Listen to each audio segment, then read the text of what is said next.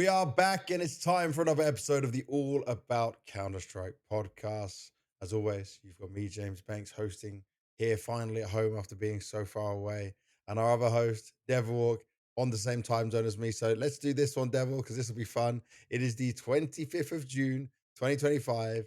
It is 7:37 in the evening for me, which means it's 6:37 in the evening for you. And actually, it's the 25th for you as well. It's not the Yeah, 26th. We are in the same day. dude, it feels so weird to finally record an episode Yep. where I'm not chugging coffee for the sake of being awake in the middle of the night. I'm actually just, all right, I'll have a coffee. It won't affect my sleep. It won't ruin me for another, Yep. when you're above 30, it feels like it ruins you for another 2 days, not just one day. Did you really feel that Um, bad? dude, it was terrible because, we ended I think the NQC episode, we ended at 7 in the morning for me, right? Oh, oh, And it for me, when we finish like a recording, especially if we do it yeah. late, I can't just fall asleep instantly. It takes me No, a your little bit brain's of awake. time, even though I'm like so tired I could like collapse. It takes me a little bit of time till I can fall asleep. So it probably took me an hour. And then 2 hours later, I had a job because we have a dog right now, which we're like kind of babysitting. 2 hours Oh, later, it's I not had to your go dog. I was out about to and say you didn't walk the tell me dog. this. So I had to like sleep, 1.5 hour, wake up, walk the dog, go Oh, back that to wrecks bed. your sleep, bro. That's terrible. Yeah. So I was That's actually completely awful. ruined, completely gone. Do you know what? It's crazy because obviously I had to do the Astana episode when I just didn't sleep before. But Yeah. like then I was just traveling all day and kind of sleeping on planes. Yours sounds much worse because you started to sleep, got wrecked by waking up. Like that's probably the worst thing to do is go Yeah. to sleep and then wake up again and then try go back to sleep afterwards because your body wants to go into a deep sleep. It thinks like, oh heaven, finally. And then you're like, nope, time to go walking outside in the sun. And it's one of those, you have to walk, pick up the shit of the dog, longer walk. It was one of those. So I just basically woke up again, and Oh. then I went to sleep and tried to fall asleep again. So it was, yeah, it ruined me for the next 2 days. I'd say. I don't know. We need to ask our editor Noel at some point, but obviously he then stayed awake after you finished at 7 in the morning to then edit the episode and get it together. So he's probably even more doubly wrecked. Yeah. That's what we're doing, guys. That's commitment to it. What have you been doing these past few days? What have you been doing since I last spoke to you? Obviously, you watched the I major. think, I mean, most of the time I've actually been playing a lot of Counter Strike. I think me Oh, and Mike Lele we're trying to reach. I think we said the ultimate goal is just get up to 4K elo on Face It, and then 4K. Bro, wait for me. I can't. You get so far ahead of me, and my queues are going to be horrible. yeah. So I think last time I played with you I was 2.7 or something Yeah, like that. yeah. I'm up at 3K now. We're just not playing together then. Just Premier for us now. Well, I can still play with you, but we'll Oh, be God. with this minus one elo plus one elo Yeah, you situation. won't be getting anything, and I'll Yeah, probably also won't be getting anything. We'll have to see how that works out. God but damn, I we'll went play away for a sometime. month and look what you did to me. Yeah, You but left we're me. first goal 3.5K and then move ourselves up to 4K. It's Trying to gonna see if take a the little bit. boomers have still got it. I think so. Do you meet some people that you think like how because obviously people talk about this a lot on Face It, they're like, how are these people level 10, how are they playing at this elo? There's a lot of Oh, people trying to say right 100%. now there It's are like elo boosted players like crazy.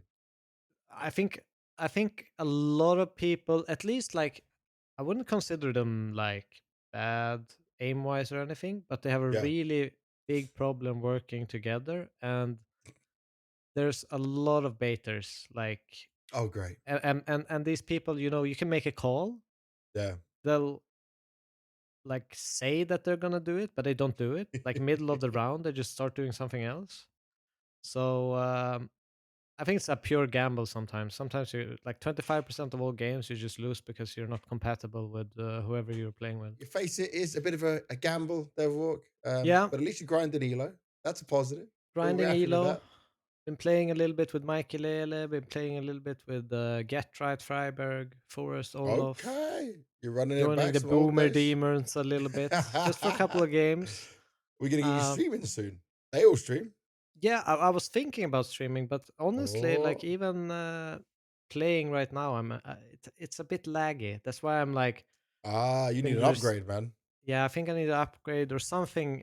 Something needs to change in my PC at least. I don't think You everything need one of the AMDs. You need one of the AMDs. The AMD changes the game for how well because I'm the run dropping CS. under 200 FPS sometimes when I'm playing. Really? Yeah, Bro, it's imagine if you had terrible. my PC. Yeah, okay, I'm gonna give you the setup. I'm gonna tell you what to get.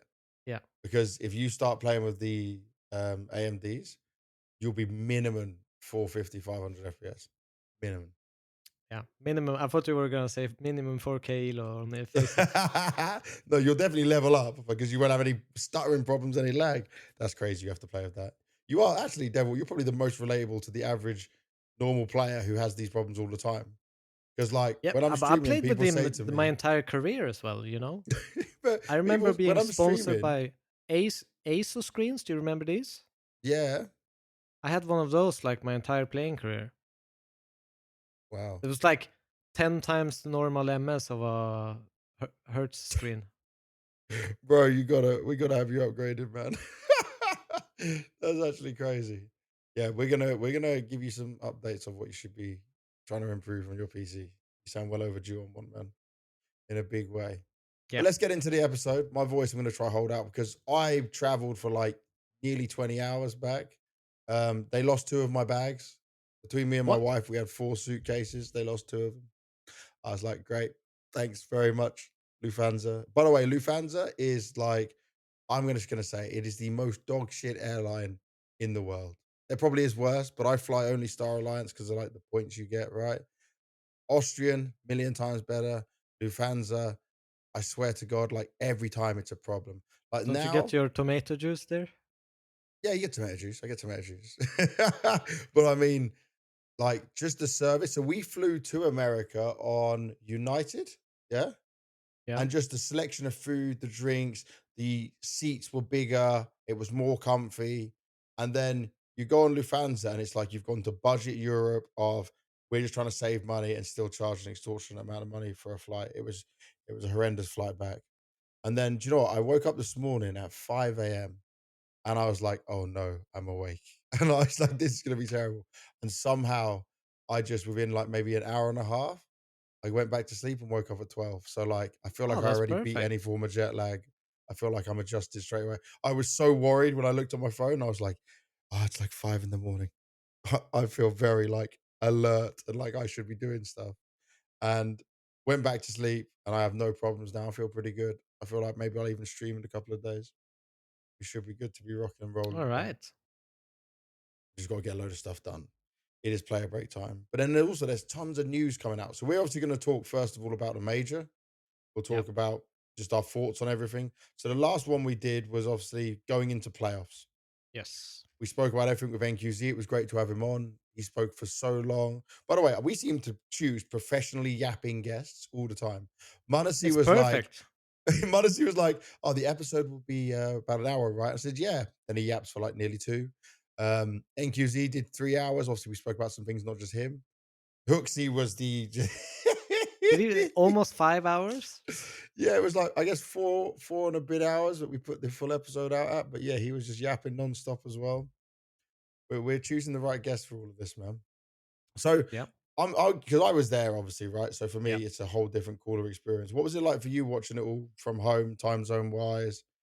Did you enjoy it all? Uh, I'll say it like obviously some of the days where you had a second game starting pretty late, Yeah, uh, usually around 2, sometimes at 3 at night. Those were really hard to actually follow what was going on. You had to kind of rewatch some in the morning, going into the next day. But it was really good watching time for the first game because that usually ended around yeah. I think it started like 21 or something, then it's 20, 21, something along those lines. But obviously we got some banger games. There was one in particular, the Spirit versus Mouse was going late into the night. Yeah. That one But wasn't the so viewing easy. experience was good. The crowd seemed great, to be honest. I think it. What was it? The American event before? I don't know. Dallas before. It was Dallas before. For some reason, I Yeah. thought this crowd was a lot better than at Dallas. I think just because it's so much bigger than Dallas. Obviously, I didn't do Dallas last year, but I've done Dallas the years before that. Yeah. Um, Dallas is a great crowd and it's a cool arena, but it's very small in comparison. Okay. Um, so like you're not going to get that same energy. And obviously, when it comes to Dallas, there's also the exhibition hall that they have for DreamHack and stuff on the side of it. So they're probably not always in until maybe the grand final. Yeah. I felt like the grand final crowd was still pretty good, but yeah, Dallas looked obviously it is a lot smaller, and this Well, is a major. yeah. But I thought the crowd, the setting, the arena, it was all great. I was a little bit weirded out by the desk at some point because it was like a desk in the entrance with a shop in the back. Yeah. Just see people trolling behind the desk segment, which maybe it's the thing for some people, but personally, Mhm. I thought it was a bit weird. Thought it felt a bit off placed, like misplaced in some sense. Yeah. See, I think it was done because obviously I'm not in desk hosting, right? I think they went for just like with everything of this major, the full American approach, you know? So Yeah. like regularly you'll see in American sports things, they do like a lobby segment and they're just sat down in chairs with fans behind them. Okay. Yeah, like there is desk for the studio games, for example, in a normal place, and then they'll try and change it up. So it felt like it was a lot of moving around. I love the one where they had like Moses was kept going on camera, and there's a guy's holding a bald sign above his head. And then like the guys that turned up and they just had sunglasses on. So I think it was meant for like the American humor, giving us a different like location Yeah. for it all. Um, But it was weird sometimes. You would see the desk talk about the game, and then all of a yeah, sudden, there's a pause, and it's the same people at the arena after like a couple of minutes. yeah, yeah, yeah. So I don't know. It felt weird to me, but maybe it's something that just me get a little bit iffy about. I'll say this. I I think what you're saying about the crowd, by the way, and how good the major crowd was. Yeah. Just imagine that this is my opinion. I don't know how this would work, but if Blast did a 360 stage, 360-degree stage for that major, they could have sold more seats and it would have been incredible because it was sold out all days. It did always look fantastic. Obviously, on the second game, it was a bit better. I think at the beginning game, still people like coming in at the start of all each time, but still a good number of bums on seats.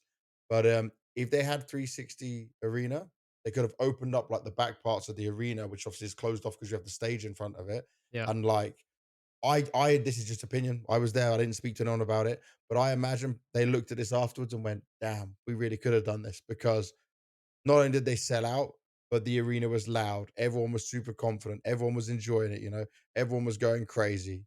Yeah. Um, they were having like a wild time. The American crowd was engaged in everything that was happening. Obviously, No, even it's a on great Sunday, crowd. It was a on great crowd. Sunday, I wasn't supposed to do any stage, right? On Sunday, I got to do the show match just so I could help the guys out because obviously they had so much to prepare for in like the way they're doing the grand finals and the opening and stuff. So I got asked to do the show match bit, and I was like, "Oh, I'm just gonna have so much fun." I didn't get much time to talk with the crowd because you have to be so quick to get a show match. People I know love some show match stuff. I do think we just need to stop doing them because it'd be better if we just had a best of five final or a third place decider or something like that and give them more value for their money on a Sunday. But still, there was enough crowd in there supporting their Americans, having some fun with it as well. And Yeah. even when people were not even full in the arena, that crowd was still epic. So for me to get to experience, I also got to see it from the stage side as well. And I met so many people, by the way, who traveled. Like there was a group of British guys, maybe five, six British I guys saw you with interviewing too. flags. Yeah, and they were cheering on Messi. They traveled from the UK, and I'm thinking, okay, you spent money and you traveled and you came to the major. There were some Europeans I met from Netherlands, some Finnish guy as well. Obviously, very sad that Alexi didn't go further in the tournament. Like Yeah. it was a very American crowd and arena, but there was a lot of people that traveled from all around the world to come for a major. And the reason I'm more impressed is because I feel like it is easier and cheaper at times to travel to Europe than it is to America. Yeah. Like, it's like if you're a European, you come from all different places and you get some Americans travel over. Internal American flights are expensive, by the way. Like if you're looking at inside America, it's Yeah. hella expensive. But like traveling international or traveling for us in Europe is not too bad in comparison. But I honestly, I think we had a whale of a time, and it's crazy that the first day of quarterfinals was like so much better than almost every other day Yep. because like, I didn't expect Mongols to 2-0 phase, yeah. Vitality Na'Vi, you could maybe expect the Vitality would 2-0 'em. I was at least hoping we'd get a third map. Obviously, I'm always hoping that Na'Vi would win. But like the Mao's Spirit game was incredible. Let's start with that one because it was the first one, right? Yep. Um, Mao's Spirit, yeah. Mao's have never ever had a chance more than they had then, right? Of having a fantastic opportunity to really dominate Spirit. Obviously, it's their map pick, and we've seen a lot of good plays. They played Liquid on Mirage, right, which also went crazy over time. And I thought, okay, this time Mouse is going to win Mirage in style, no problem at all. And then suddenly we get one of the most epic series of the whole major, and they lose it, and I think, "Oh god, this is happening again." The fact they could come back from that, as well as we've all got to remember that they were 0-2 down, is crazy impressive. It It is is. crazy, and it's teamwork that did it. It's all different players playing well at different Yeah. times. I think for me, watching when Spirit kind of took the lead or took the control eventually on Mirage, I thought it Yeah. was over. I thought it was Yeah, completely but over. I thought Spirit would win this game, hands down, because Mouse looked a little bit sluggish. You know, Mhm. even the games that's coming all this way from the position they were in, even though they had some easier opponents, they were struggling through these Every opponent has struggled, matches, every game. every Yeah. single game. And I don't know. I thought that Shiro and Donk, they looked great. I thought Sontix, he had some moments. I had almost nothing in me telling me that Mouse would turn this series around after that Mirage, Yeah. but they did it. And, I feel like they got into this underdog position in a weird way, even though Yeah. they're like the second best team in the world, where every round meant the world to them. You could see it Yeah. on Torch's face, you could see it on every time they won a round, all that energy that they kind of exuded throughout that series. Uh, yeah, it just looked like they wanted it a little bit more in some sense. Yeah. I'll say this, right? When you're the thing I was most impressed with Miles is, let's just look at this. So in 2025, they've had a series at EPL and a series at Blast Open Lisbon. Out of 6 maps, on 3 have gone to overtime before Yep. this major fight, yeah? And always in overtime is when Miles wins. That's where I was worried for Miles losing Mirage. And the fact they were able to come back, win on Dust 2, then do it on Nuke as well, and have this insane CT side. Like what were they down? They were down. They were down They were 8-4 at least on 8-7, Nuke. but also 8-4 and a half, and then also 8-7 to then just claw it back and get every single round after that. Yeah, Like, and then they were down wow. 7-2 on a Nuke as well, which they made to 8-4 and then 9-2 CT half. Mm-hmm. Like, there's so many moments where like it just didn't feel like it was even conceivable for them to claw it back, Yeah. especially on Nuke. I think Dust 2, they kind of won the engagement. They had some crazy rounds, but they had the control of that game Mm-hmm. throughout Dust 2. Um, Even though they got into a rocky position, I mean, we have to remember they won pistol and lost the force by, and then still made a 8-4 CT half on Dust 2. Which is That's not so an good. easy thing to do. No. And Spirit won pistol, so they actually like just dominated Spirit on those two. But when you came along, I thought this was over. I mean, Yeah. they didn't get anything. But it Where, felt like Spirit was a bit stressed this game as well. I don't know. It's a complete like polar opposite when you look at the Spirit faces and you look at the Mouse faces. Every round, Mouse is winning. They're enjoying. They're screaming. They're loving life. You look at yeah, Spirit. It's almost like they expect to win the round yeah. in a weird way. That when they lose, it's just full tilt. They looked stressed. They looked flustered. A lot of pressure went into that game for Spirits. It's crazy. It's absolutely crazy. And then obviously we'll come on. We're going to talk about roster moves and stuff and the shuffles that are going to be happening Yeah, later. We're just going to cover the major first, but obviously it had repercussions for Spirit now yeah. because changes are coming 100%. That is confirmed. Um, Next game, the other quarter game, Payne versus Furia. Now, Payne obviously had that amazing game against VP, fighting all the way back. NQZ being so happy they made playoffs. But then I was so worried for these guys that they don't have experience in an arena, still a very young team outside of Big Azera, right? Their average age is 23.2 and Big Azera is 28. Yeah. Like all of them, by the way, every single player had only ever played one stage game. DGT back in Dallas 2024. The rest of them played during BGL Cluj Poker this year.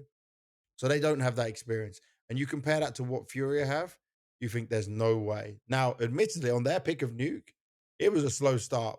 They didn't look like they had a single hope in hell's chance of doing anything. Molodoi was dominating. Yuri kept his form up from the group stage, which was obviously great to see for them. Um, but then we go to Anubis. Now, Payne actually can play Anubis. They like it, but I'm not going to say they're like super good on it. But something changed within them. Obviously, David Day is winning X amount of clutches. Clutches he should not. He's not even a player I'm looking at to make those kind of clutches and having that impact. Um, and then we get to Inferno, and honestly, for the first half, maybe the first 10 rounds of the game, I'm just gonna have to look at this. So let's have a look. CT I'll rating. let you know though. This map was mega late. I think I had it on my phone while I was half asleep. Yeah. So you'll probably have to talk us through this one a bit more than I. Okay. So the Inferno, right, to get to the decider. Yakinda drops a 1.91 rating on Banana, owning like he looked incredible. He was 15 kills, 7 deaths. And then you go to his T side and he couldn't do anything. Now, Banana's hard. And in the loser interview, he did Yeah. say, like, to me, that I played like a bot on the second half of the game.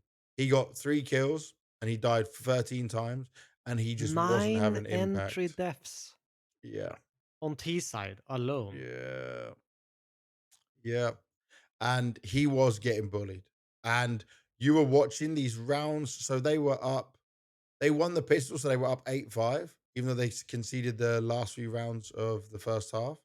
And then Payne just went on this streak. But then Payne got to 12 and it was like they lost their ability to win. They started to bottle it.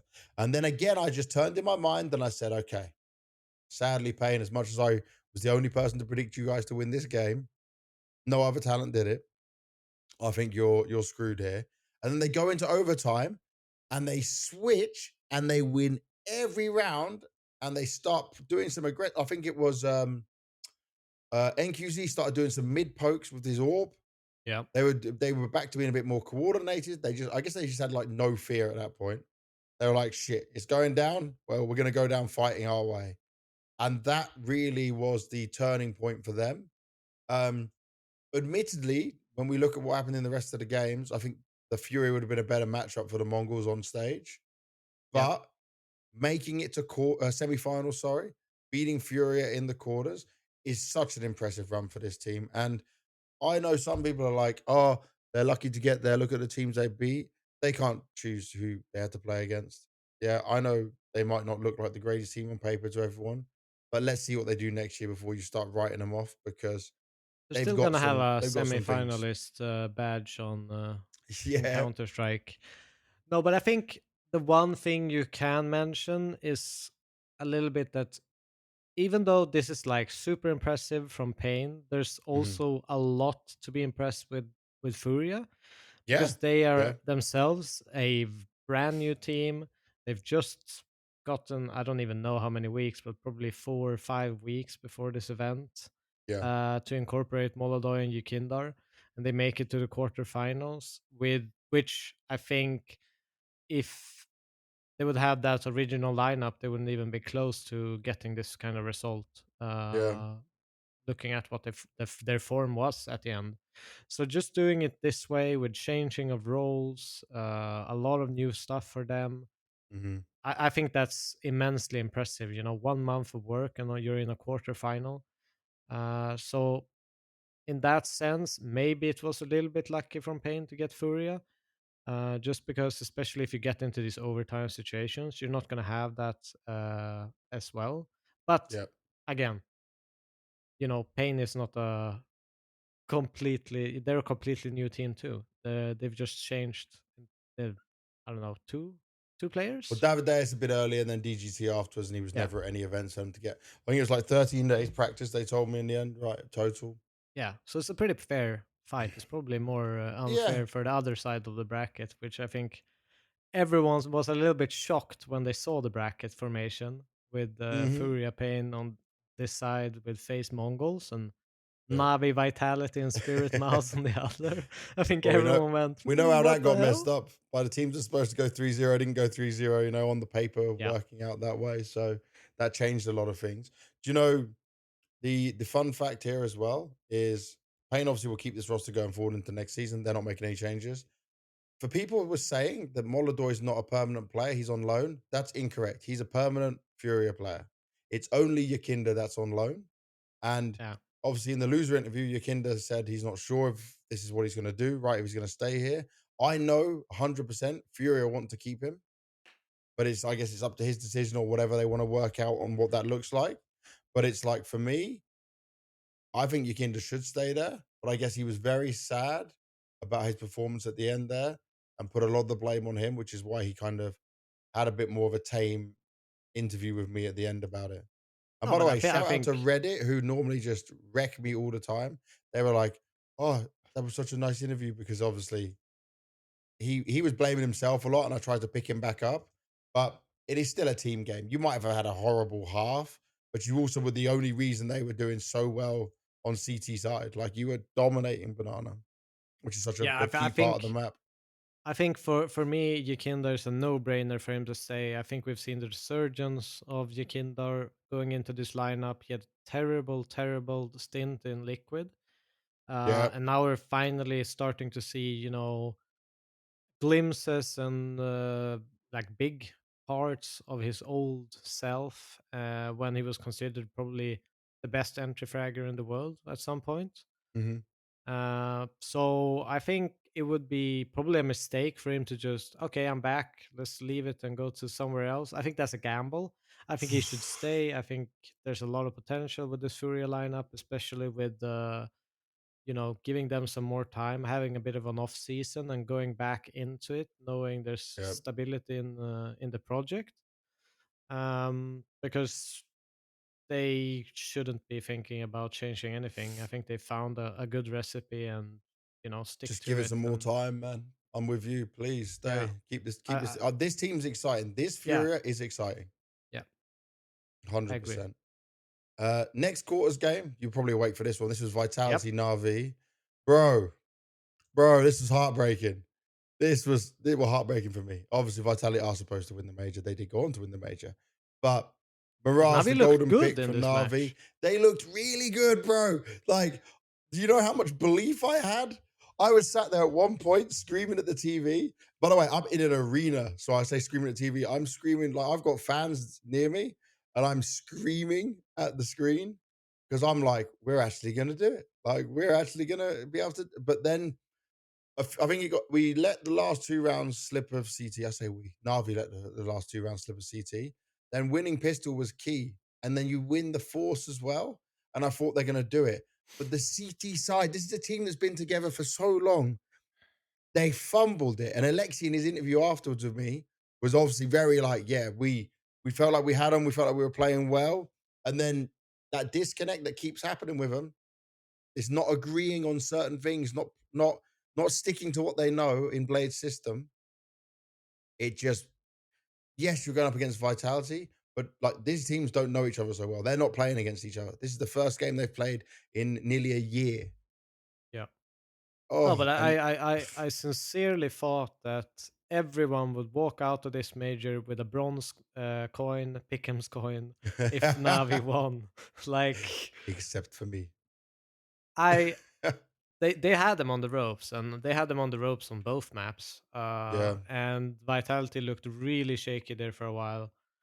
And as you said, it was just something started to click a little bit for yeah. Vitality, and they brought it back. But I Bro, mean, on Nuke as well, right? So like yeah. Navi wins both pistols CT, and I'm thinking, cool. In my mind, this is going to be like a 5-0 start. But they got like there was not enough CT rounds for, and it was this is the problem. I almost think it would have been better if they started T side in Yeah, one but of this those is weird situations because they played so horribly CT side Mirage. They continue to play horribly on Nuke, which is a CT sided map. And you on that last round, Mezzi, by the way, beast last round, the way he locked it down. He stops it from going to 12-12, yeah. and But he I'll wins I'll it out mention for him. one thing. I read this on Reddit and it reminded me of one of my first opinions about CS2, Yeah. and it's the fact, like if you look at this CT half from Navi, Mhm. they're losing it 7-5. Yep. If this was like an MR15, I'm pretty sure this is like an 8-7 half for Navi. And why I say that Mm. is because of the money system is so broken in CS2 compared to CS:GO, Yep. because of this loss bonus at 1400. It made a lot of sense in CS:GO when you had MR15, Yeah. because you could eventually build up and then break them, and then you can start to get on a roll. But it feels like a lot of the time you break them and the half is over, you know? Like Mhm. there's not enough. Once you figure them out, it's too late. Like you need it instantly, and it just feels like people can roll you over. You lose all money control, and eventually, when you get to the point where you can build up, get some money, and start changing the momentum of the game, it just switches half. So I Yeah. feel like the 1400 round bonus doesn't make sense. If you're gonna have less rounds, I think it should start at 1900 Okay. uh, from the start, just to give people, it's like one more round faster Yep. to get up to that loss bonus to kind of get some good rounds in. It's interesting because you're saying that, right? What I just was reading Twist's tweet. He said before any map pool changes happen, MR12 and the economy needs to be reevaluated. Increasing the money of the Galil or adding a fifth loss bonus around 3,900 to 4,000 could help balance things out. My personal opinion is that MR15 was better. I agree. And they found what really worked. So Yeah, he wants an extra fifth loss bonus, which obviously could I help mean, if you get to that stage. But I think I like what you're saying there on the 1900s a little bit more because then because you I got more mean, of a fighting if chance. I think we would get less of these random force by rounds, more Yeah. actual gun rounds, and I I think that hope he would said help this the to game. Valve, by the way. Valve have been in the building, a whole arena.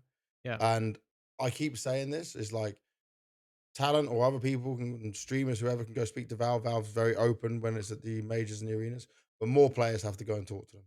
The more players that go talk and give their opinions is much better. yeah. Just come out Because with, well, they're very it's reasonable over too people. quick. It's over too quick. The Yeah. especially now on the T side.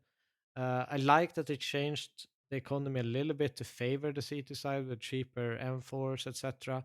But still Mhm. not enough in the terms of, yes, you made Mollo, like the Mollo, you you kind of nerfed it with this economy change as well for the Yeah, cities. doesn't So help. that doesn't really help to kind of string CT rounds together. So I don't know. It's kind of a balanced change, but I feel like if CTs can get more weapon rounds in, and also it's because like a 4K buy a CT doesn't give you Hmm. shit. Like you don't. What are you supposed to do? You have to have like two players on MP9, maybe a Famas, to Yeah, kind of so many have that times we see that. utility to block, Yep.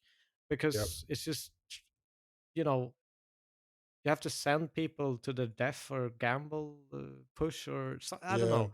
It just feels weird. It doesn't feel like Counter Strike enough for me, because it becomes these very risky buys that you kind of are forced to do because you don't have enough time to break them. Yeah. Um, You're trying just to force makes the issue too many snowballing times. matches to happen.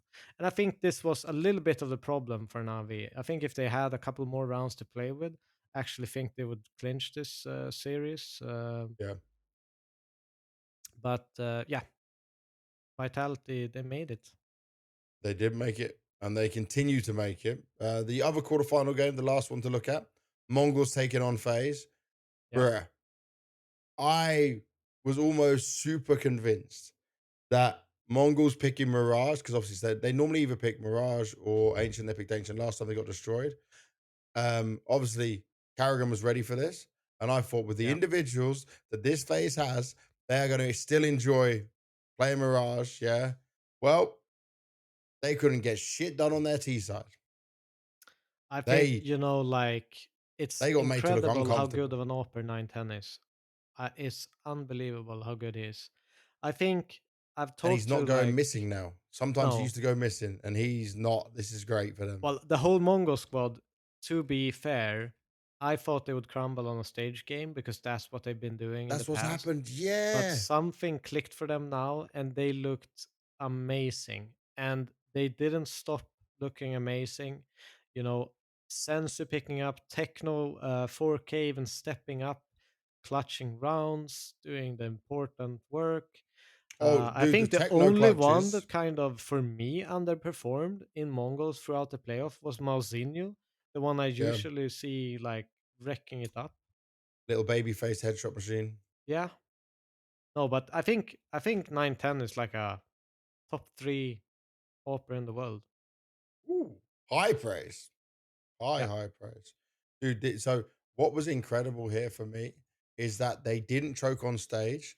The crowd was against them in this game because you're going up yeah. against FaZe, who are just not only internationally loved, but have a leash, and they've got simple back, right?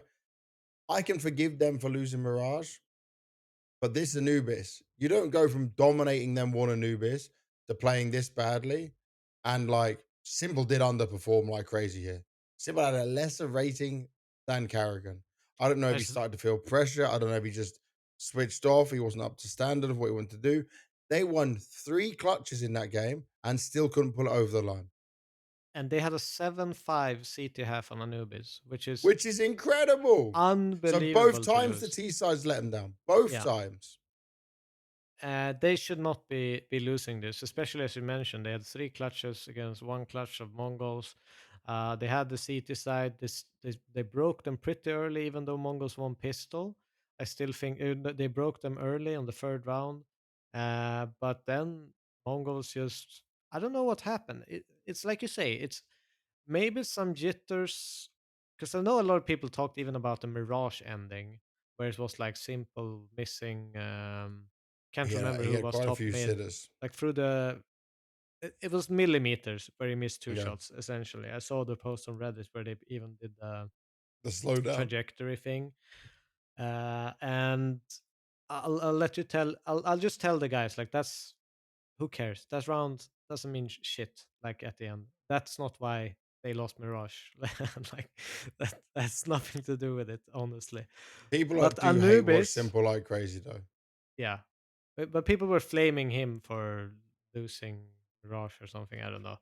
I thought that Bro, the was whole pure team other bullshit. than Carrigan didn't perform in Mirage. Like, Yeah, you can blame him for a bit of the Anubis performance for sure. And maybe his mental had gone because of like some of the missed shots he did have in Mirage, right? yeah. That's definitely possible. But this is a phase who beast on Mirage normally. And if Carrigan is your top performer, we know that's not a phase winning map. Yeah, but it's also, I mean, Simple never played the Nubis professionally. It came in like after him, right? No, he Uh, would have played it a little bit with Navi. He would have played it a little bit with main Navi maybe a little bit, but just it feels before it like he ended. doesn't have that many reps on it. Let's just put it that way. Simple is not the one that should be performing on Anubis. It's definitely the rest of the team. And Yeah, so in I don't total, know, he only having has 23 games on Anubis ever. I think if you ask anyone in FaZe if they have a 7-5 half, what their confidence level would be Yeah. going into the second half from that CT side, I think they would say they win 99 of 100 times. Mhm. And that just makes it so incredible because they looked insane on the CT side, Mongols. Yeah. And Techno being criticized online, his teammates, stepping up to defend him on Twitter, Yeah. and then having this kind of performance uh, on the CT side, it's great to see because he I think kind from of pushed them over the edge on Anubis. I think from individual ability, everyone on this Mongols team has a chance to have like some star pop off map. Yeah. It was crazy when I did the interview with Blitz the next day. He was like, I don't understand. Why did everyone pick FaZe? We're a top 5 team in the world. Why do they think we'd lose to them? And I said, well, you did lose to them in the group stage. And also, you play badly in arenas normally. Yeah, And he just, that's in the his only mind, reason. his own belief, by the way, and this is what I will respect. People can call it delusion or whatever, but his mind is like, no, we are consistent playoff team. We're winning more playoffs than FaZe this year. We may have lost games there, but we know what we can do. And I was like, okay, we're really cooking. And that was, by the way, just before they played Pain that he told me that. But it was solid. It was real solid. No, I think I even Next, picked FaZe, and I always pick Mongols, but I got convinced by that same reason that just because it's a playoff game, otherwise I would have picked yeah. Mongols 100 Well, of 100. playoff game, and they played each other like in the same tournament and lost in a Yeah, pretty bad way. They had the game in their hands and they just got rolled over in the end on Ancient, and then they just continued into Anubis and they didn't stand a chance. yeah. Um, come on to the semi-finals. First game was Vitality Mouse again. This was the 7th time they would have played in the year. It's kind of wild to think how much they have played against each other. It felt like this was the grand final, if I'm being honest.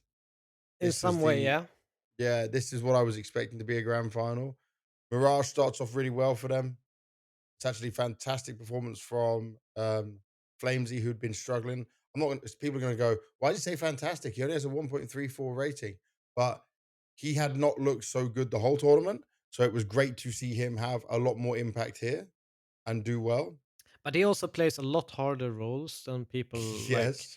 Bro, he's I with think MP9 more time than any other player on that team, even more than Apex, I swear. sometimes I feel like we should come out with like some kind of guide for people like, okay, this comp player has 1.20 rating, he's trash. Like instead of this B player has zero point 0.9 or 1.0 rating, dude, he's a fucking beast, man. Yeah. Yeah. Because a lot of the time, these weaker positions get so much flack. Like I think Flames plays A site on Mirage, right? Yeah. On Yeah. CT. And I think that is one of the hardest positions to play in the entire game. Like, it's unbelievably tough. If you don't have good synergy with your con and window player, depending on who is aggressive in mid, they can just walk out ramp and take that one-on-one duel. You lose that, Yeah. and you put your whole team in an insanely bad position. I think you have to have a lot of balls to play that side, and he does it so well. He pushes close ramp, close to the smokes. He's being a nuisance. He's blocking. He's sometimes holding the site on his own. So I think a lot of people need to. I don't know. I hope people can understand that the rating system is flawed because some positions you should have a higher rating on. Yeah. We need to make a scale. Maybe we could do this one episode where we make a scale of like based on your position, what would be considered a good rating. Yes, like some kind of guide. I You'd be think, perfect to do that. That would be really yeah. good. All right, let's make a note of that for a following episode. Then we come on to Inferno. Now they did lose Inferno to Legacy, By the right? way, what In the that best fuck of has one. happened with Vitality's Inferno this event? It Bro, was like it, it, it went their from 100% win castle of a rate. map. No one ever beat them on I'll Inferno. explain. I'll explain because spoke to Apex about this, and I just said like, is this a case of you not having as much reps on it, like in terms of working it? Because if you put more time into other maps, then some other maps will drop off a bit, right? Yeah. That's just the way it goes. So he was like, "Yeah, obviously, I'm not too concerned about it. The rest of the map pool's strong, but you're getting obliterated on these maps. You're getting absolutely bullied on these maps. And it's It doesn't look ruining like the people's same team." pick'ems. He would say, "Fuck your pickums," 100%. I know. I know. But it is, yeah, it's wild when you think of how good they were on it. And the only thing I'll say is it was positive for Mouse to get a win and the way they did with the 11-1 start. Yeah. But it's just more impressive again from Vitality, where they can just shrug this off, go into train.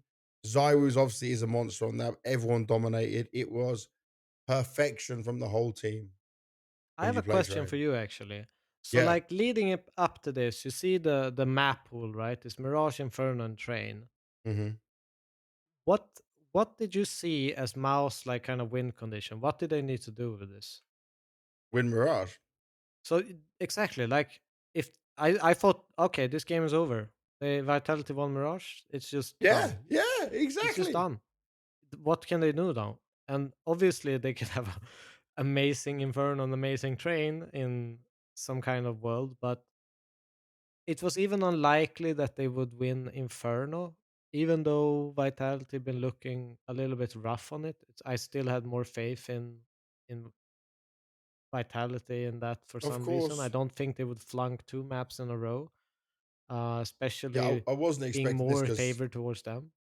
and also because like Mouse is a team that they understand well. They played against each other so many times.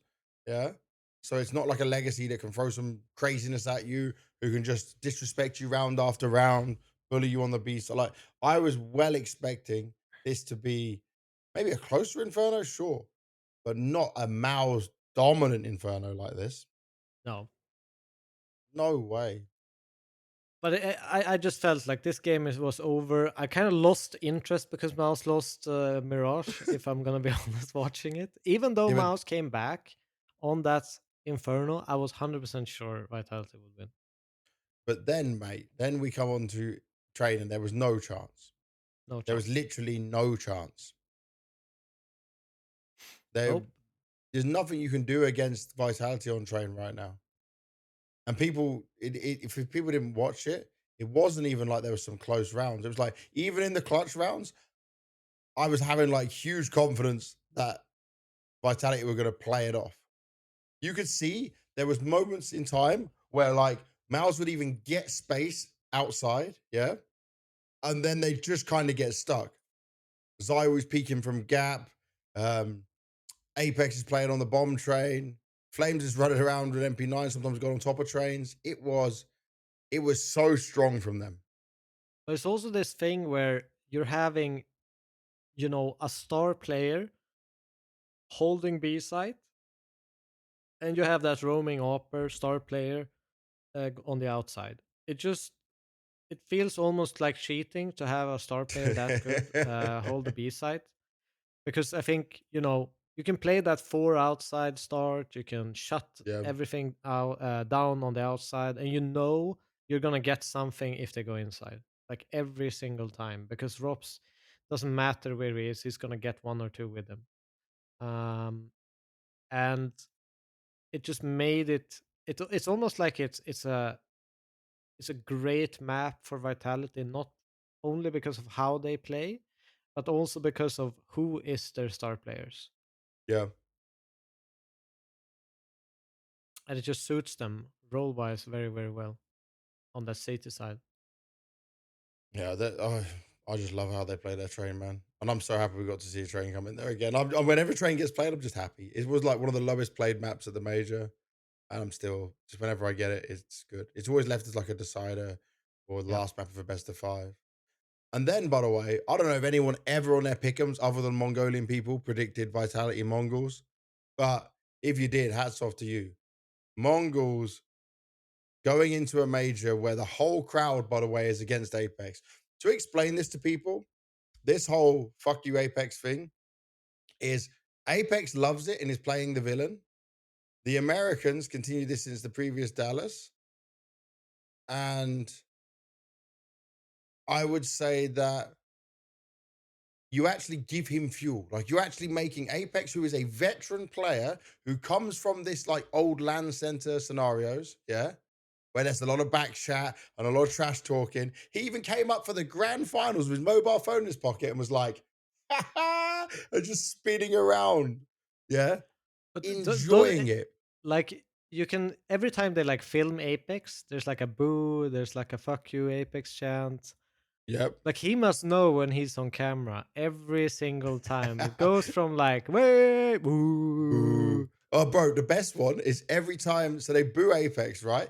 They're pretty nice to everyone else in Vitality. But when Xtaz comes on screen, the whole arena goes, bold, bold. Oh, fuck. I didn't hear that. Dude, because the way they're doing it, it probably sounds like a boo when you're in the Yeah. arena. So I obviously, I'm really lucky. Yeah, I get to just sit anywhere I want in the arena. So sometimes I went up to like the rafters to film some content with fans, like in between map content. And I sat there, I watched the Techno Clutch, where Techno clutched out around on Mirage, where they were dominating. And then the whole arena, Techno, Techno, because they were loving the Mongols. And I was like, shit, America's adopted the Mongols. I will say, after Mirage, there was a very small percent of my heart that went, they're going to fucking do it. Like, they've actually nailed this. Like, somehow they're going to do it. But every time Xtas came on screen, I looked behind me. I was like, guys, you really just shouting bald at him? Like, what the hell, man? I was like, he might have a complex or something. You guys just bald, bald. Boo. That's kind of crazy. I didn't actually Oh, catch that. I must have thought they were booing still Apex. yeah. No, it was. But it's every time there was a timeout, you see Xtas, and they obviously put him up on the screen. Oh, and then any Mongols player, by the way, big cheers, big shouting, Mongols, Mongols. They sold out. Oh yeah, no, no, wait, this is another thing. Whoever runs the blast shop just needs to ask teams to send more jerseys because day one, every jersey was sold out. Every team, every jersey, you Really? couldn't get it anymore. People were desperate for Mongol shirts and they didn't exist. People were making their own by drawing on a white t-shirt the Mongols logo. I did see that. I did Yeah, see dude. that. I said to them, fair play. If you can't buy it, and they were like, we would buy it. He goes, oh, I was like, because in my mind, I'm thinking, like, you can't afford it, right? It's probably like Ah, a yeah, 50, yeah. $60 shirt. And he's like, no, I want to buy it. I can buy it, but they're not there. So the stock was gone. Every shirt was sold out. No team shirts were left. And you got to think because more people But come for a even I major. would buy a Mongols jersey. I'm a big fan of Hell them. yeah. Hell yeah. And so back to the game, back to the thing. This Yep. Mirage was incredible. Clutch is in there. By the way, even sometimes being a man disadvantage, winning a clutch game, winning a clutch round, like the Mongols impressed me on Mirage in a way I didn't expect because doing it against FaZe is one thing, but doing it against Vitality is another. And the way they did it was the most important thing. In the Yep. history of matchups that they've played this year, and by the way, in 2025, there were one, two, three, four series before this grand final. Mongols won Nuke and they That's it. won Nuke Nuke. again. And that's two nukes. One was in overtime. They've never won a Mirage. And the weird thing is, you know that in the veto, Mongols had the option to have Nuke as the third map. They had the choice. Oh, Yeah. yeah. But I guess they were thinking, you know what? We're not going to go to Nuke. They'll expect this. We'll go to Inferno. We'll They target what map they've 100% been picked struggling on. Inferno because Vitality has been Yeah. absolutely at Oh, rock oh, bottom it's on Inferno. pain. Oh, I think that's the only reason is because yeah. Legacy and Mouse just destroyed Vitality on Inferno. And Mongols were like, we can do it. This is Yeah, the time. It's going to happen. Oh, mate. but it That's was a rough. very very exciting Mirage. I Yeah. got some, maybe they can do it. Maybe how amazing would it be if they are the first Asian based team to win a Oh, major? dude. It would have been such an historic moment. Not that Vitality winning isn't historic; it's very historic itself. But I was definitely cheering for Mongols. I think it would have been such a They, Cinderella story in some sense. so someone asked me, like, who would I like to win? And I just said, like, It's great if the Mongols win for Asia and for like the story of all that, right? It'd be such an unexpected one. It would continue on the tradition of times of like where many major favorites have not made it. But I just felt like it Vitality winning it, right? And this cherry on top for they literally only didn't win one event this year that they entered at the very It was beginning the of the season, Blast only the Bounty. first one, right? Yeah, Only Blast Bounty, which part of that was online into an offline 8 teams final, all in the studio. And then they just clicked and they dominated and they played so well. And it was kind of nice for the way they got to do it, you know? yeah, And both teams winning, even for me, would have been fine. But it's like this thing with Vitality sets up such a great set of storylines for the next season in such a agreed. big and impressive way. And remember, we come out of the player break straight into Cologne. There's Fissure, which is like the technical first event, but I don't know if their team list is even announced yet. But Um, I'll also say this about Vitality, right? Because I even tweeted, Apex, I think is in the GOAT conversation for me, yep. 100%, like one of the greatest players to ever touch the game.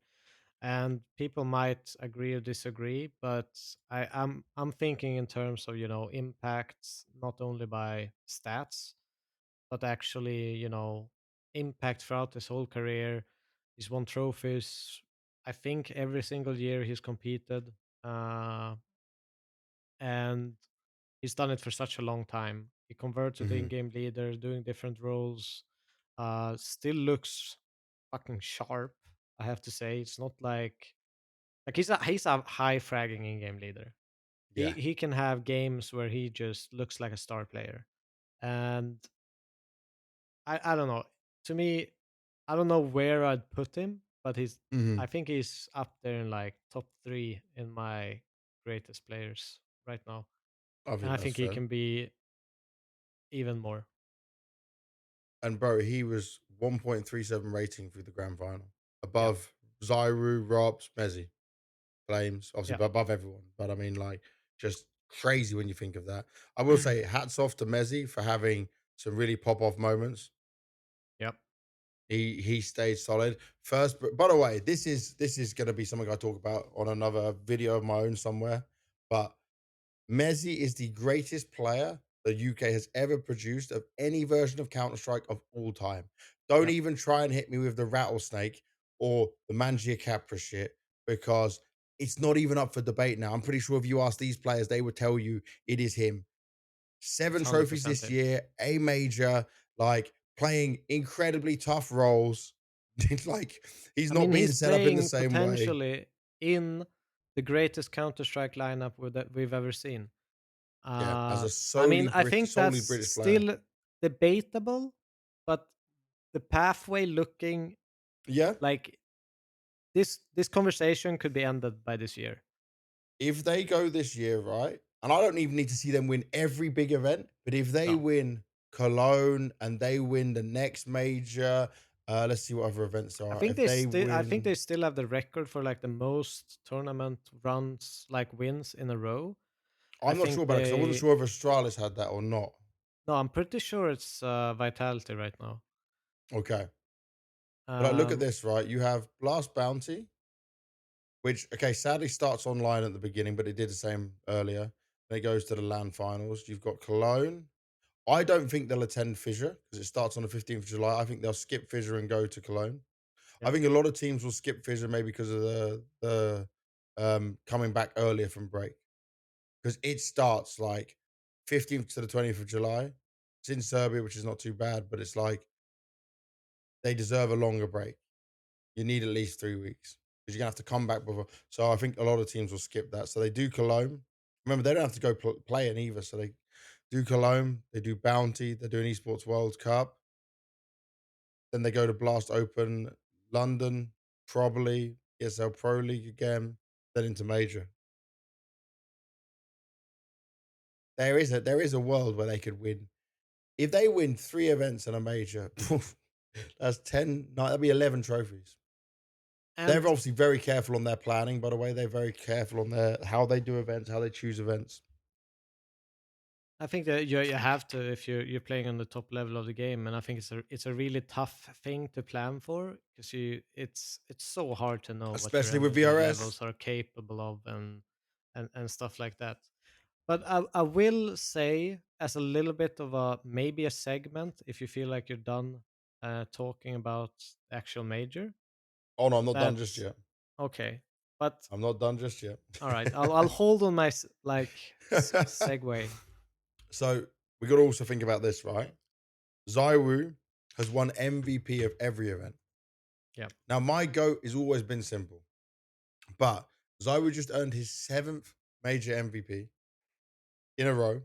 Sorry, yeah. seventh MVP in a row, and got the major MVP. And he's Just to past Simple clarify in that, MVP award, right? he did that last time in Yeah, Dallas. He has to be the GOAT now. I think I he know has to. Simple wasn't there, and people can say that might be a factor. I will always say this as an individual player at his peak, Simple was the best, and no one's coming close to that for a while. The way he plays, the way he moved, the way he had control of the game. Zywu was not that type of player. But the accolades now that Zywu has, from French team to English speaking team to multiple different rosters to dominating and taking this many MVPs, you can't fault him.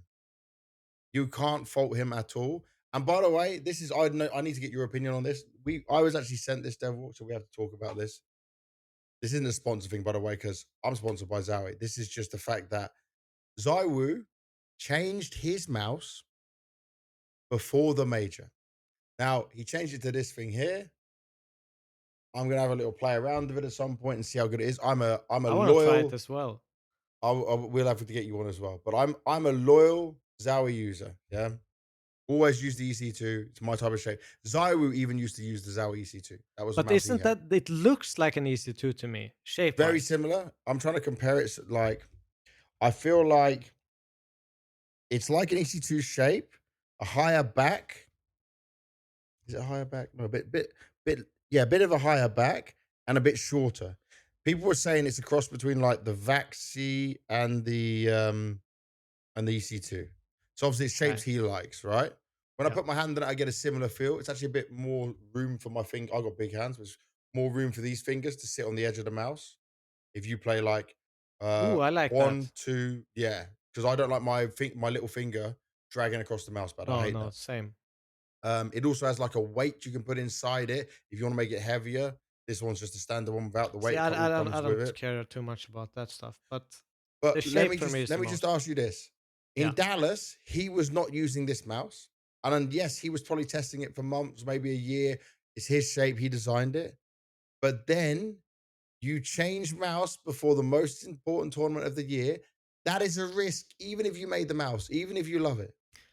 I was going to say that. I do think like this to It's some degree he designed it oh, and helped make it his perfect mouse.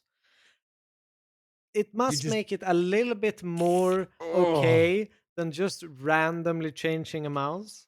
Dude, I asked him on day one of stage three. I said, "This is the first tournament you're playing with it." He's like, "Yeah." I'm like, "My God." He's like, What "Oh, was I've the had practice games with it. I how played." So he long played with it a between? bit. How long between is it between Dallas and the major?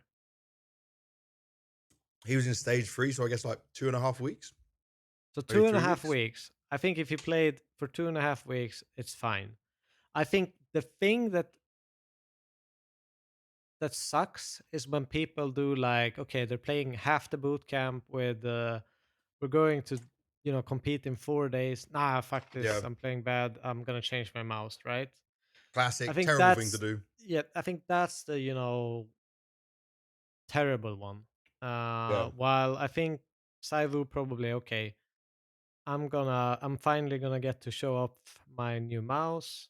I'm gonna, they probably planned it. I'm gonna use it at the major. This is how I'm gonna greatest do it. marketing thing, by the way, in the world. Yeah, Because, change this but mouse, MVP at major.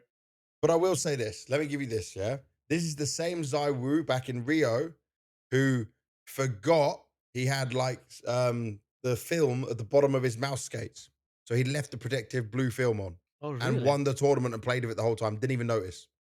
He is a player that is unlike. So there are certain players. If you look at them, like a Munacy, same mouse pad, doesn't change settings and stuff like that, just keeps the same, right?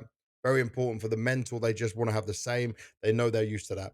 Yeah. Zywu is a player where I've watched him use a Zowie mouse. I've watched him use a different company mouse. I've watched him change through different mice and he'll still dominate. So there is their marketing thing and it looks great for them. And obviously he's very happy to use it and it works that way. But there's also that caveat like no one should ever buy a mouse and think I'm going to play like the player that uses it because you ain't that player.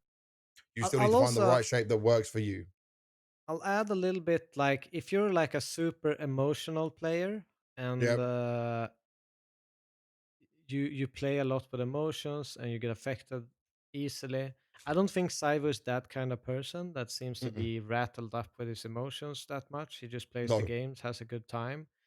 Uh, so if you're more of the emotional one, I think that's when it's a really terrible idea to change mice, no matter if it's before a tournament, because it's almost like some people like to give themselves excuses, even if it's not Yeah. like planned.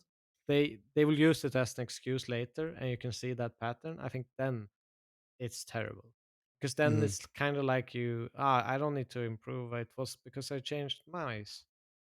Like I you played get. bad. Trust me, there's more players like this than you'd imagine This is why in I the wanted to pro ask your scene. opinion on it because it's probably less of a risk for Zyru because of the player he is, which is why everyone agreed to it, right? But Yeah. like personally, if I'm a top tier in game leader, I look over to the right, I'm like, oh, you got a new mouse. We're about to play the major. We just won 6 tournaments. What the fuck are you doing? Like, what the fuck is going on, man? But would you okay, let's say even if it let's say it was a sensitive player and you Yeah. go like what the fuck are you doing? Is it worth the risk to break his mental before the Oh, tournament? no, Or obviously, would you obviously force not. him? This is what I'm saying. Like you kind of have to let this person Yeah, go with their shit, right? But my God, it's like we've just won and dominated everything. Like if it was Amanasi, if it was anyone else, I'd probably be saying no. I can't say anyone else, but like what you're saying, if it's someone whose mental is not as strong, or someone yeah, who's very stuck in their ways and likes things all the same, yeah, this is now is not the time to change. no. But he did it, and he's still. By the way, he was actually on track to be the highest rated major winning player ever and surpass Donk after last time, but he dropped off too much in the finals. Apex took Donk, too many. what did yeah, Apex took too many kills. Well, let me just get Donk Shanghai because Simple was the leader. I think he was like 1.39. Donk got 1.49. Yeah. We're going to Stockholm.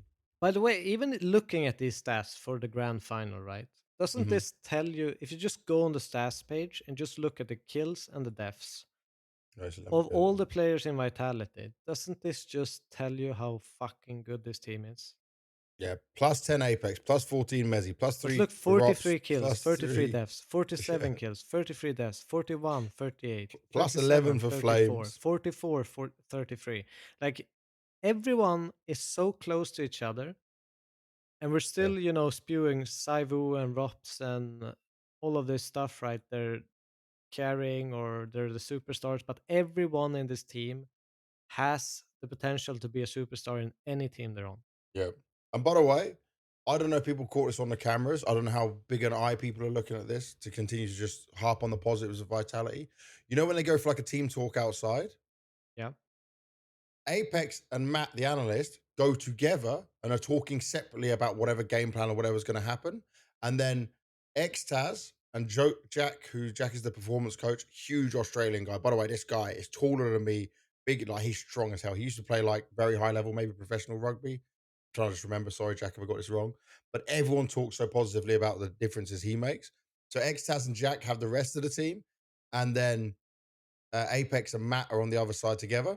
yeah, They all come together at the end, but like whatever they're doing, whatever this unit is, this shit works. Because normally, in general, if I'm speaking, everyone's together as a whole team. Analysts, performance, manager, coach, yeah, full team, yeah. everyone's there.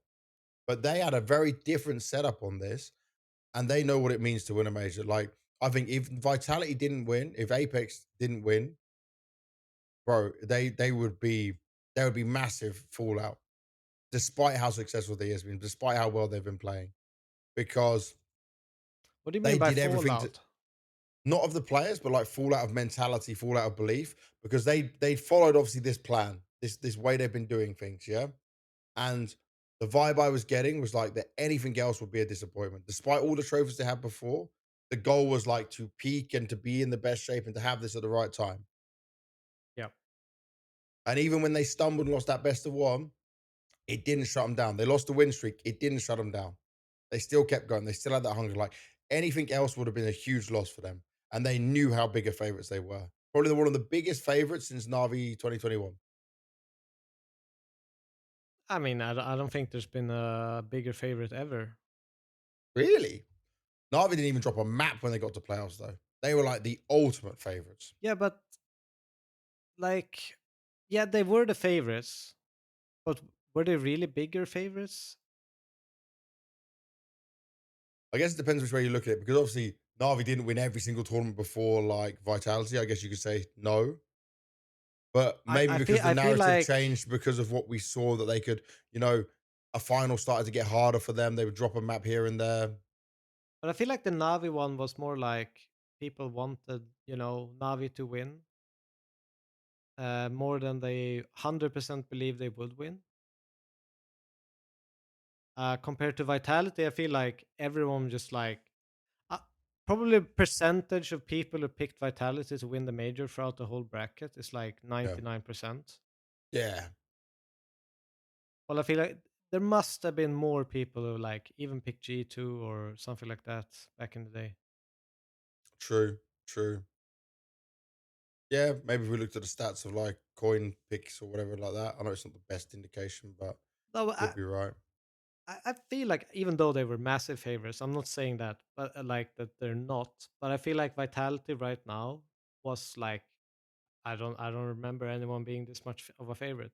Even Yeah. looking back at like early majors, NIP, the Astralis, I feel like this still is the most like dominant favorite. I respect it. I'm not, I won't argue it, but I respect it. That's my opinion. Well, with that, we do actually finish our major talk. All It right, was an incredible major. It was so much fun to be at. Um, I will I'll say do that. my little segue now.